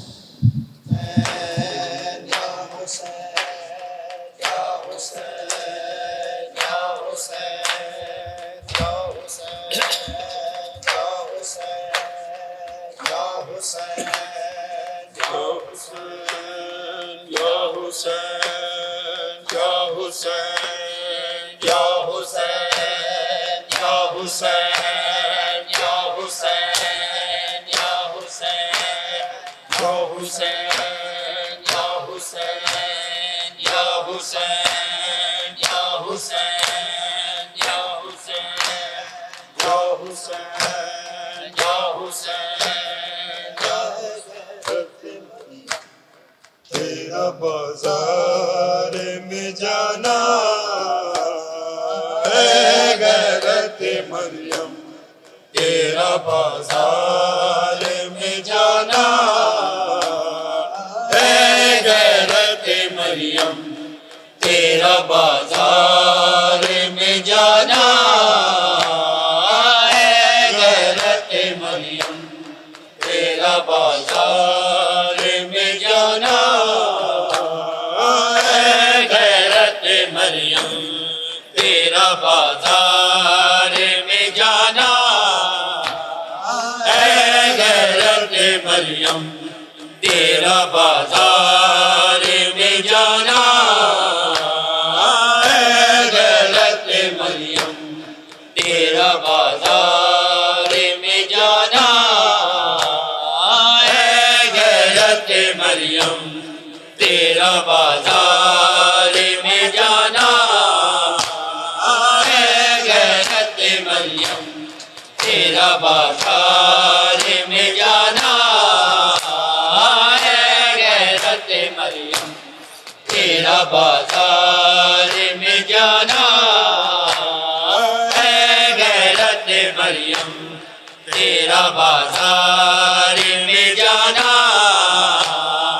ہے غیرت مریم، تیرا بازار میں جانا ہے غیرت مریم، تیرا بازار میں جانا نہ بھول سکے گا اس تاش زمانہ، ہے غیرت مریم، تیرا بازار میں جانا ہے غیرت مریم، تیرا بازار میں جانا ہے غیرت مریم، تیرا بازار میں جانا ہے غیرت مریم، تیرا بازار میں جانا نہ بھول سکے گا اس داش زمانہ، نہ بھول سکے گا اس داش زمانہ، ہے غیرت مریم، تیرا بازار میں جانا ہے غیرت مریم، تیرا بازار میں جانا ہے غیرت مریم تیرا بازار میں جانا ہے غیرت مریم تیرا بازار میں جانا نہ بھول سکے گا اس تاش زمانہ نہ بھول سکے گا اس تاش زمانہ اے غیرت مریم تیرا بازار میں جانا اے غیرت مریم تیرا بازار میں جانا زینب کلثوم بیٹی چھنتی ہے ندائے زینب کلثوم بیٹی چھنتی ہے ندائے جاؤ ہر لولو میرے غازی کو بلانا ہے غیرت مریم تیرا بازار میں جانا ہے غیرت مریم تیرا بازار میں جانا ہے غیرت مریم تیرا بازار میں جانا ہے غیرت مریم تیرا بازار میں جانا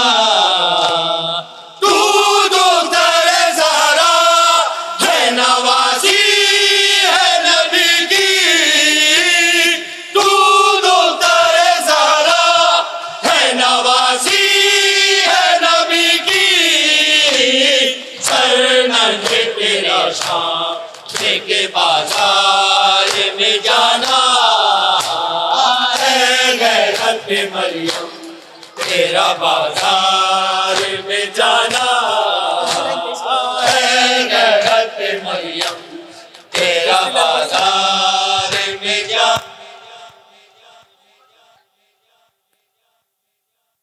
تیرا بازار میں جانا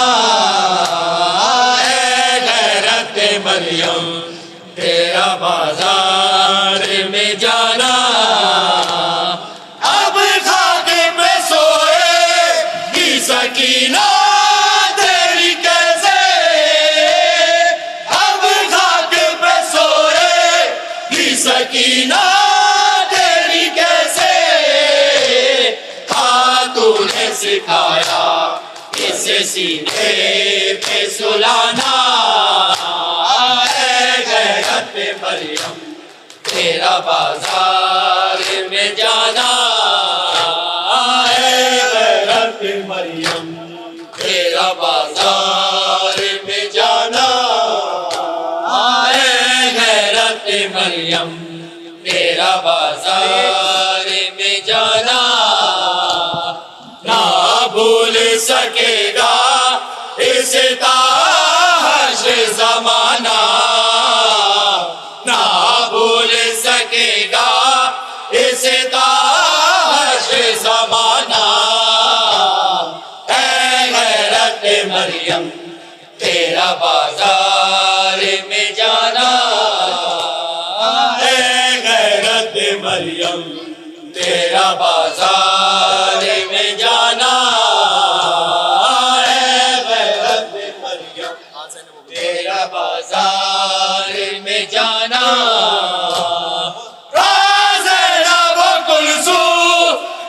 جنتی ہے ندائے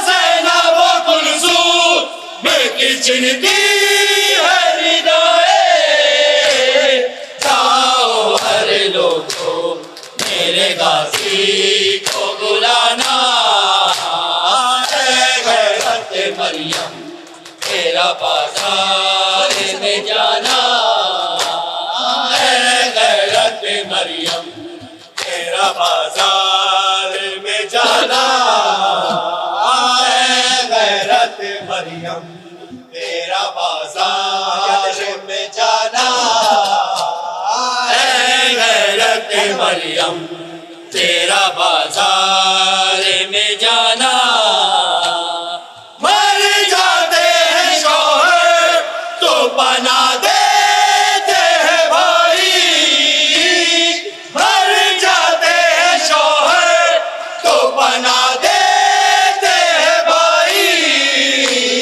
کبرا کہاں جائے نہ رہا کوئی ٹھکانا اے غیرت مریم تیرا بازار میں جانا اے غیرت مریم تیرا بازار میں جانا اے غیرت مریم تیرا بازار میں جانا اٹھتی نہیں بابا سے تیری لاش علی اکبر اٹھتی نہیں بابا سے تیری لاش علی اکبر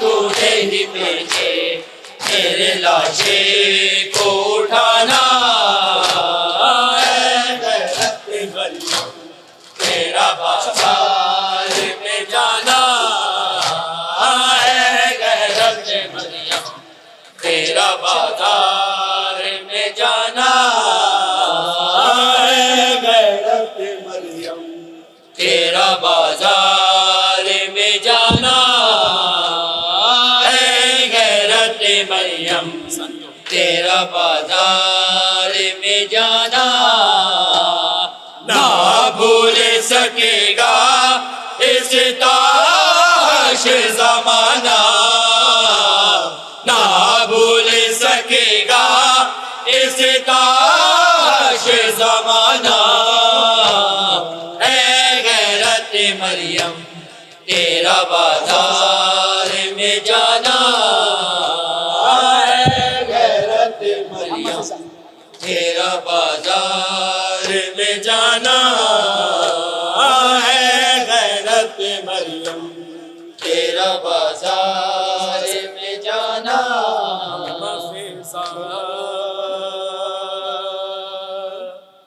بتا دے مجھ کو پتھر کیوں آ رہے ہیں اماں فیضا بتا دے مجھ کو پتھر کیوں آ رہے ہیں اماں فیضا سارے بولیں گے بتا دے مجھ کو پتھر کیوں آ رہے ہیں اماں فیضا بتا دے مجھ کو پتھر کیوں آ رہے ہیں کیسا ہے یہ چراغا دل ڈوبے جا رہے ہیں کیا شام آ گیا ہے اماں فیضا بتا دے مجھ کو پتھر کیوں آ رہے ہیں اماں فیضا بتا دے مجھ کو پتھر کیوں آ رہے ہیں اماں فیضا بتا دے مجھ کو پتھر کیوں آ رہے ہیں اماں فیضا بتا دے مجھ کو پتھر کیوں آ رہے ہیں اماں فیضا بتا دے مجھ کو پتھر کیوں آ رہے ہیں کیسا ہے ये चरागा, दिल डूबे जा रहे हैं, क्या शाम आ गया है। अम्मा फिजा बता दे मुझको, पत्थर क्यों आ रहे हैं। अम्मा फिजा बता दे मुझको, पत्थर क्यों आ रहे हैं। अम्मा फिजा बता दे मुझको, पत्थर क्यों आ रहे हैं। होने लगी अज़ाने, कैसे सरों को ढांपे, बाजू बंधे हुए हैं, खून रो रही है आंखें, आंखों से खून के रास्ते खून में नहा रहे हैं, क्या शाम आ गया है। अम्मा फिजा बता दे मुझको, पत्थर क्यों आ रहे हैं। अम्मा फिजा बता दे मुझको, पत्थर क्यों आ रहे हैं। अम्मा फिजा बता दे मुझको, पत्थर क्यों आ रहे हैं। लोग किस तरह के हमसे दुआ कराए, ऐ कैदियों दुआ दो, ये दिन ना हम पे आए। लेकर दुआएं हमसे दिल भी दुखा रहे हैं, क्या शाम आ गया है। अम्मा फिजा बता दे मुझको, पत्थर क्यों आ रहे हैं। अम्मा फिजा बता दे मुझको, पत्थर क्यों आ रहे हैं। नेज़े पे रो रहा है मुश्किल कुशा का बेटा, नाम रमो के लब पर आया है नाम मेरा, मुझको कनीज़ सादे यूं भी रुला रहे हैं, क्या शाम आ गया है। अम्मा फिजा बता दे मुझको, पत्थर क्यों आ रहे हैं। अम्मा फिजा बता दे मुझको, पत्थर क्यों आ रहे हैं। अम्मा फिजा बता दे मुझको, पत्थर क्यों आ रहे हैं। नेज़ों पे जितने सर हैं, एक सर है उनमें ऐसा, आके है बंद उसकी और खाक पर है गिरता। अब्बास का ये सर है, तेवर बता रहे हैं, क्या शाम आ गया है। अम्मा फिजा बता दे मुझको, पत्थर क्यों आ रहे हैं। अम्मा फिजा बता दे मुझको, पत्थर क्यों आ रहे हैं। अम्मा फिजा बता दे मुझको, पत्थर क्यों आ रहे हैं।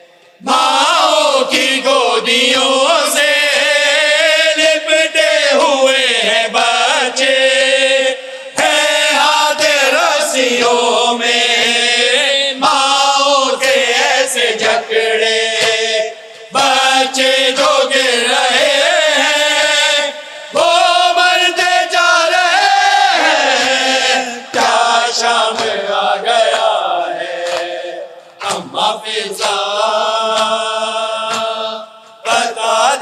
مجھ کو پتھر کیوں آ رہے ہیں اماں فضا بتا دے مجھ کو پتھر کیوں آ رہے ہیں اماں فضا بتا دے مجھ کو پتھر کیوں آ رہے ہیں اتنا چلے ہیں پیدل کانٹوں پہ سارے قیدی تھک جاتی چلتے چلتے چلتی اگر زمین بھی آؤ گے اب لے بھی جو کر بتا رہے ہیں کیا شام آ گیا ہے اماں فضا بتا دے مجھ کو پتھر کیوں آ رہے ہیں اماں فضا بتا دے مجھ کو پتھر کیوں آ رہے ہیں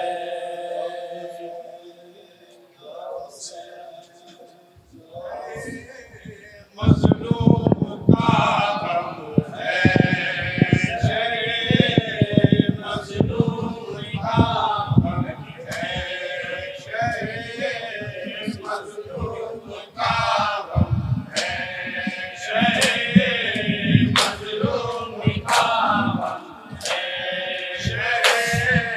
مظلوم کا غم ہے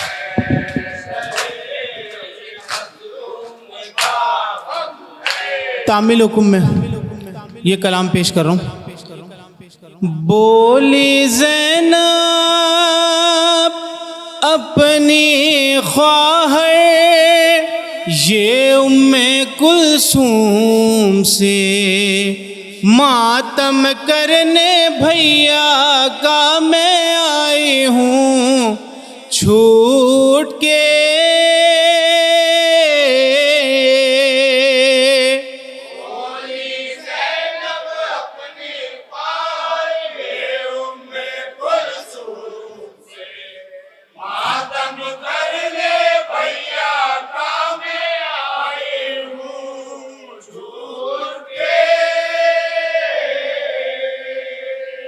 بولی زینب اپنی خواہر یہ ام کلثوم سے ماتم کرنے بھیا کا میں آئی ہوں چھوٹ کے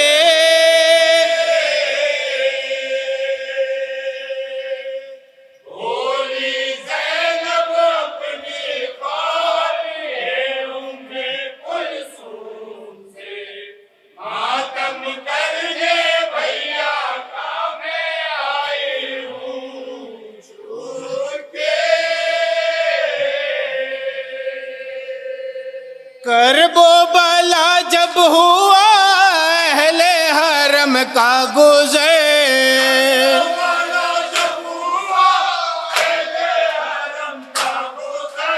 کوہ مصیبت گرا بیویوں پر ٹوٹ گئے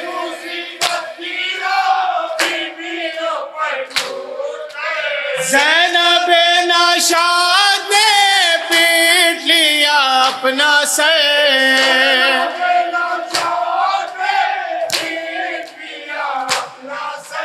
رو رو یہ کہنے لگی ماں جائے گی قبر پہ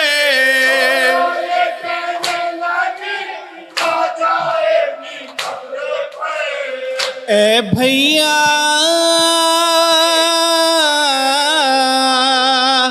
کس طرح اہل مدینہ کو یہ منہ دکھلاؤں گی شام کے زندان سے میں آئی ہوں چھوٹ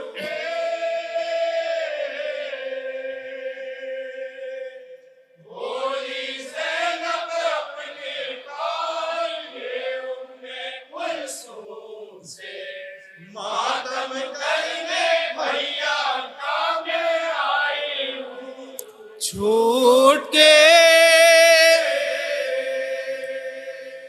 किस तरह सोते हो तुम छोड़ के अपना वतन,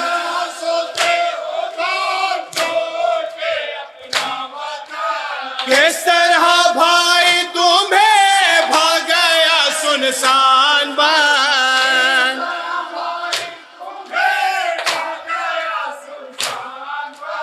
घर चलो लेने को अब आई है दुखिया बहन,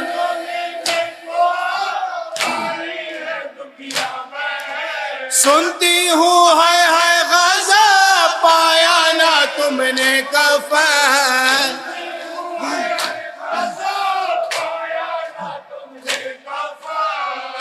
माँ जाए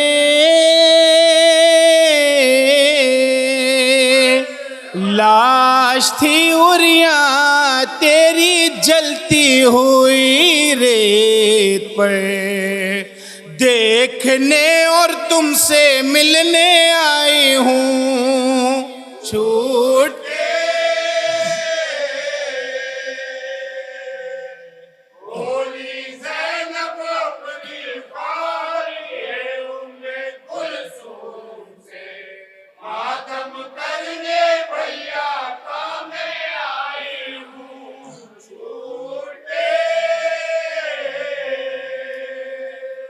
मिल चुकी जब कब्र से बीबी आल मुख्तसर,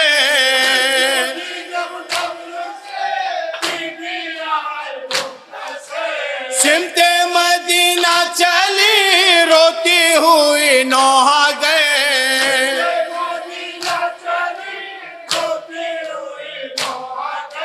खाक उड़ाती थी सब पीटती थी अपना से,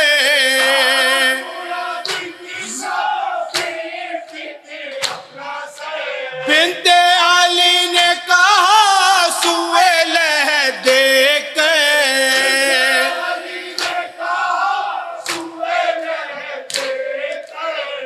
ए भैया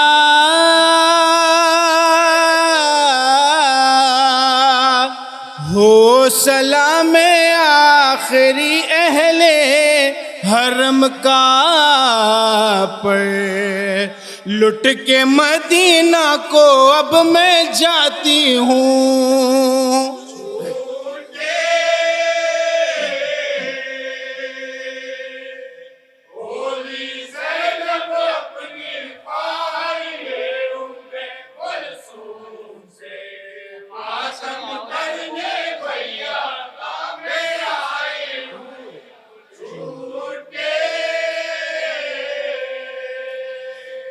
आंखों में तारीख है भाई जैसा राजहां,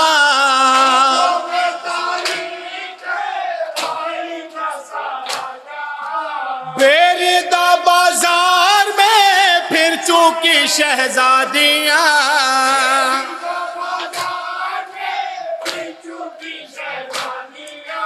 किस तरह यसरब को जाएंगी सैदानियां,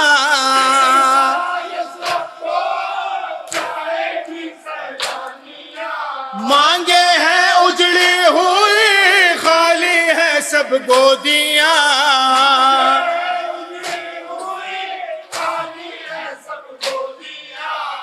करबला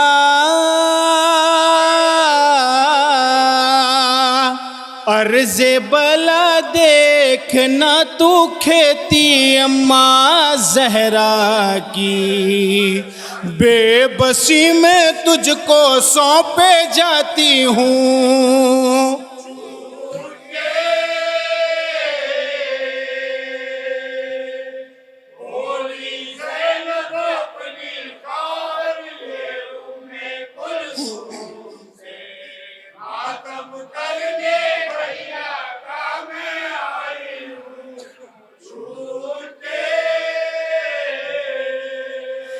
शाह दो आलम नहीं शाह का लश्कर नहीं,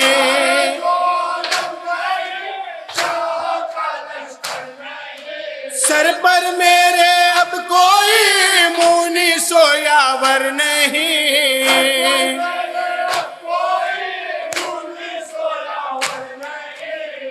قاسم مزتر نہیں اور علی اصغر نہیں،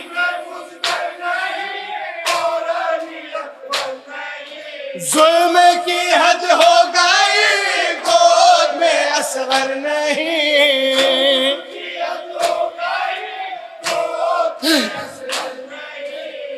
بے خطا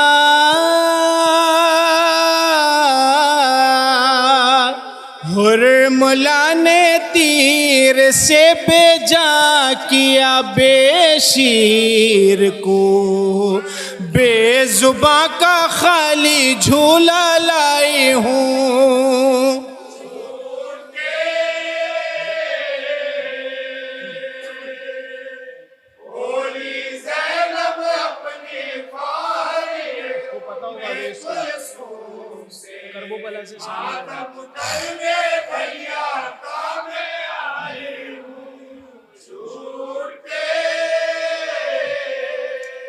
شہ مظلوم کا غم ہے، شہ مظلوم کا غم ہے، شہ مظلوم کا غم ہے۔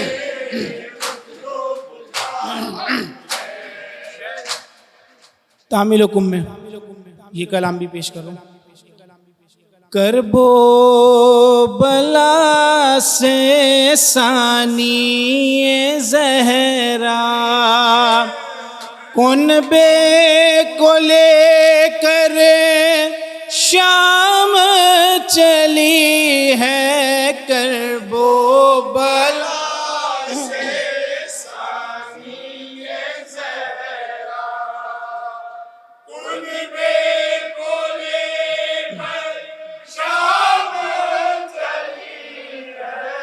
کرب و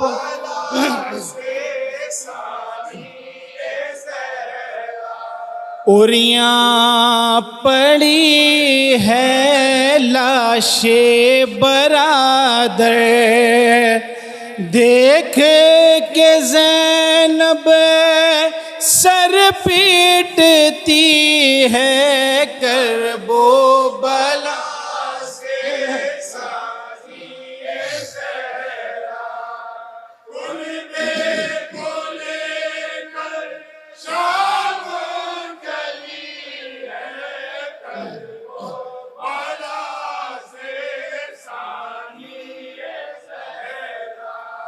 اوریاں پڑی ہے لاش برادر،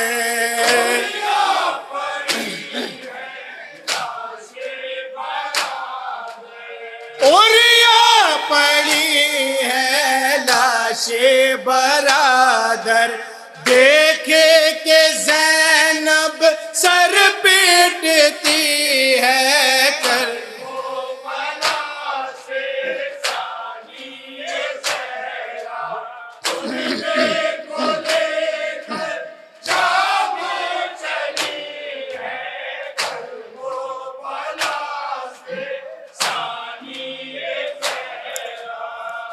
کہتی تھی زینب لاش اخی سے، ہے لاش پہ تیری رو میں کیسے، ہے لاش پہ تیری رو میں کیسے،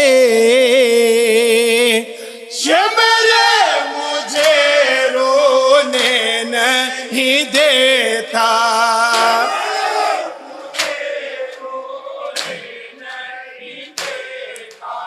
شمر مجھے رونے نہیں دیتا، ہائے رے قسمت کیا بے بسی ہے،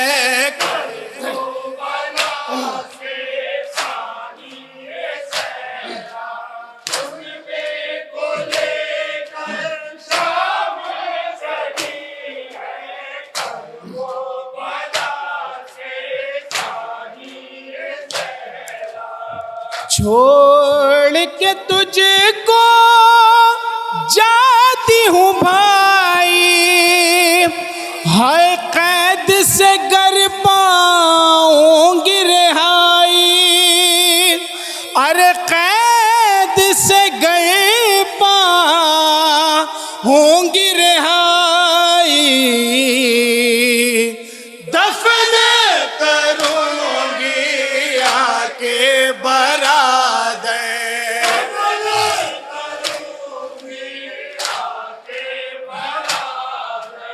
دفن کروں گی آ کے برادر، آج تو زینب قیدی بنی ہے،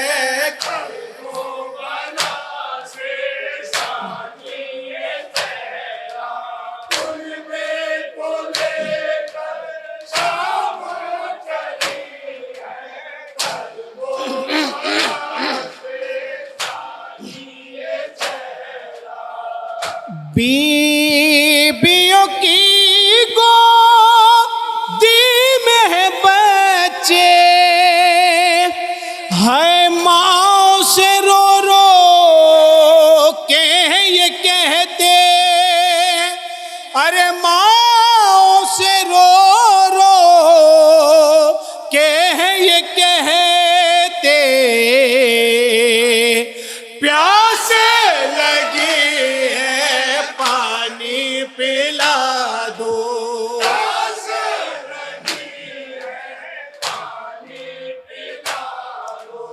پیاس لگی ہے پانی پلا دو، سن کے یہ ہر بھی رو رہی ہے،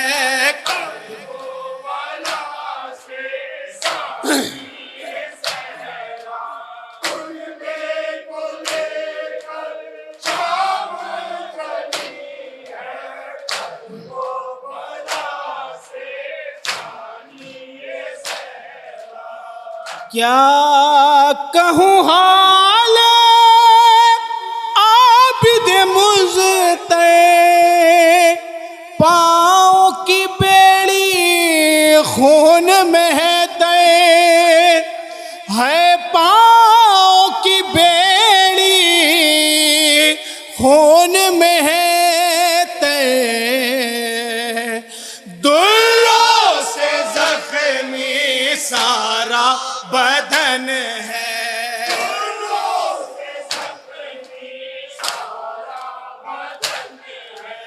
دلوں سے زخمی سارا بدن ہے، سر پہ مصیبت میں زندگی ہے،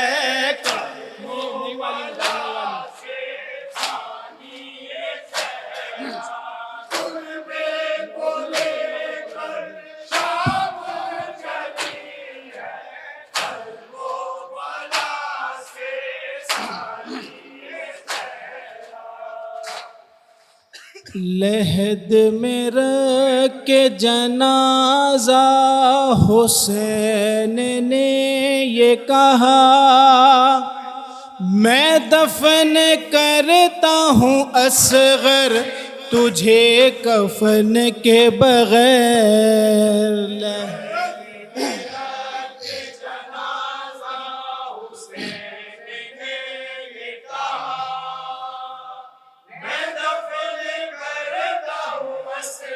روایت پیش کر رہا ہوں، بہت توجہ چاہیے، بہت توجہ چاہیے، ہے پہلی بار میرے لال ہو رہا ایسا، میں دفن کرتا ہوں اصغر تجھے کفن کے بغیر، لحد میرا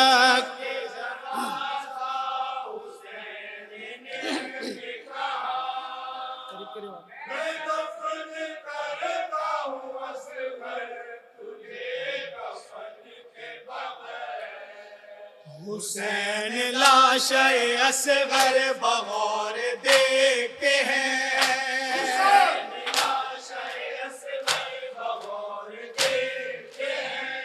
کبھی جھکائے ہوئے سر تڑپ کے کہتے ہیں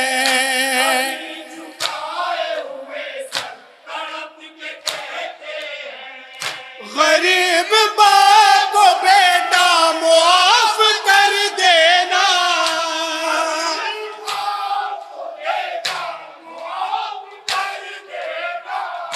غریب باپ کو بیٹا معاف کر دینا میں دفن کرتا ہوں اصغر تجھے کفن کے بغیر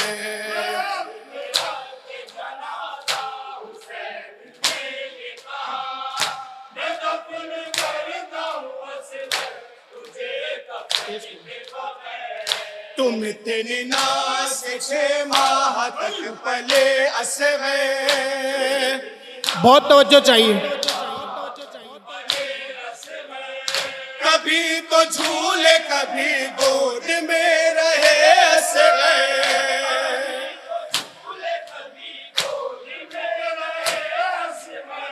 سلگتی ریت پہ اب تیرا حال کیا ہوگا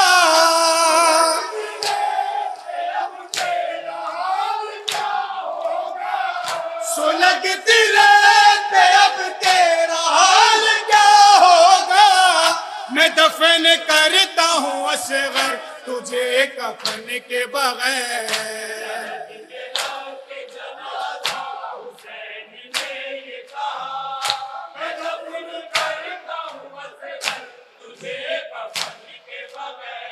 لحد کو صاف کر کے حسین یہ کہہ کے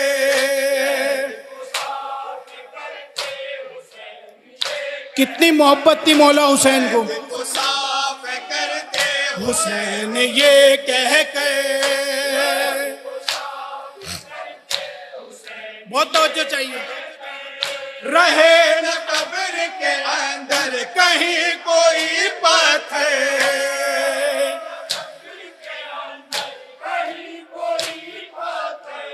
رہے نہ قبر کے اندر کہیں کوئی پتھر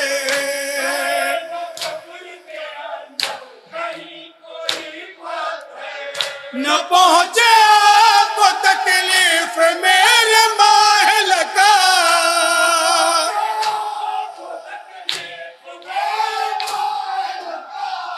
نہ پہنچے آپ کو تکلیف میرے ماحل کا میں دفن کرتا ہوں اصغر تجھے کفن کے بغیر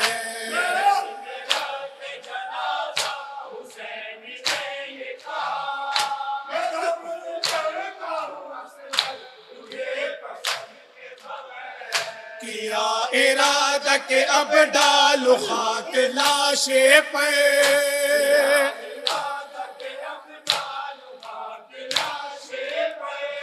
حسین رونے لگے کہہ کے میرے نور نظر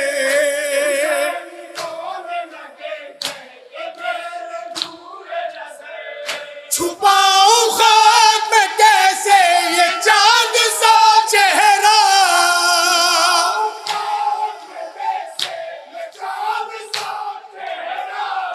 چھپاؤں خاک میں کیسے یہ چاند سا چہرہ میں دفن کرتا ہوں اصغر تجھے کفن کے بغیر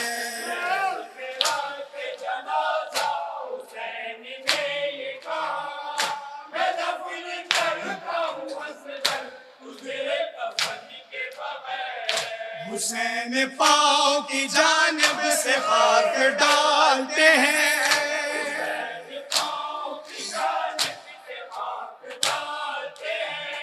پسر کی لاش سے پھر ایک سوال کرتے ہیں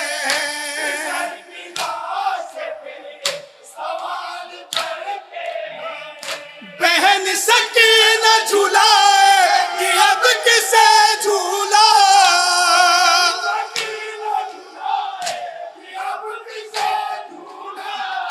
بہن سکینہ جھولائے کہ اب کسے جھولا میں دفن کرتا ہوں اصغر تجھے کفن کے بغیر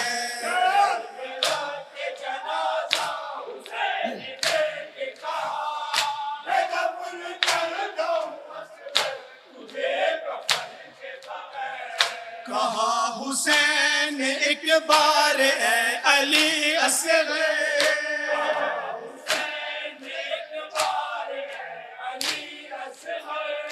تجھے چھپاتا ہوں تربت میں اس لیے دل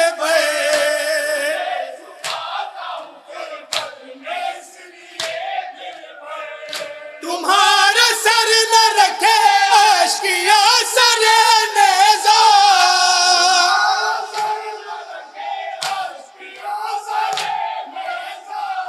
تمہارا سر نہ رکھے عاشقیاں سر نیزہ میں دفن کرتا ہوں اصغر تجھے کفن کے بغیر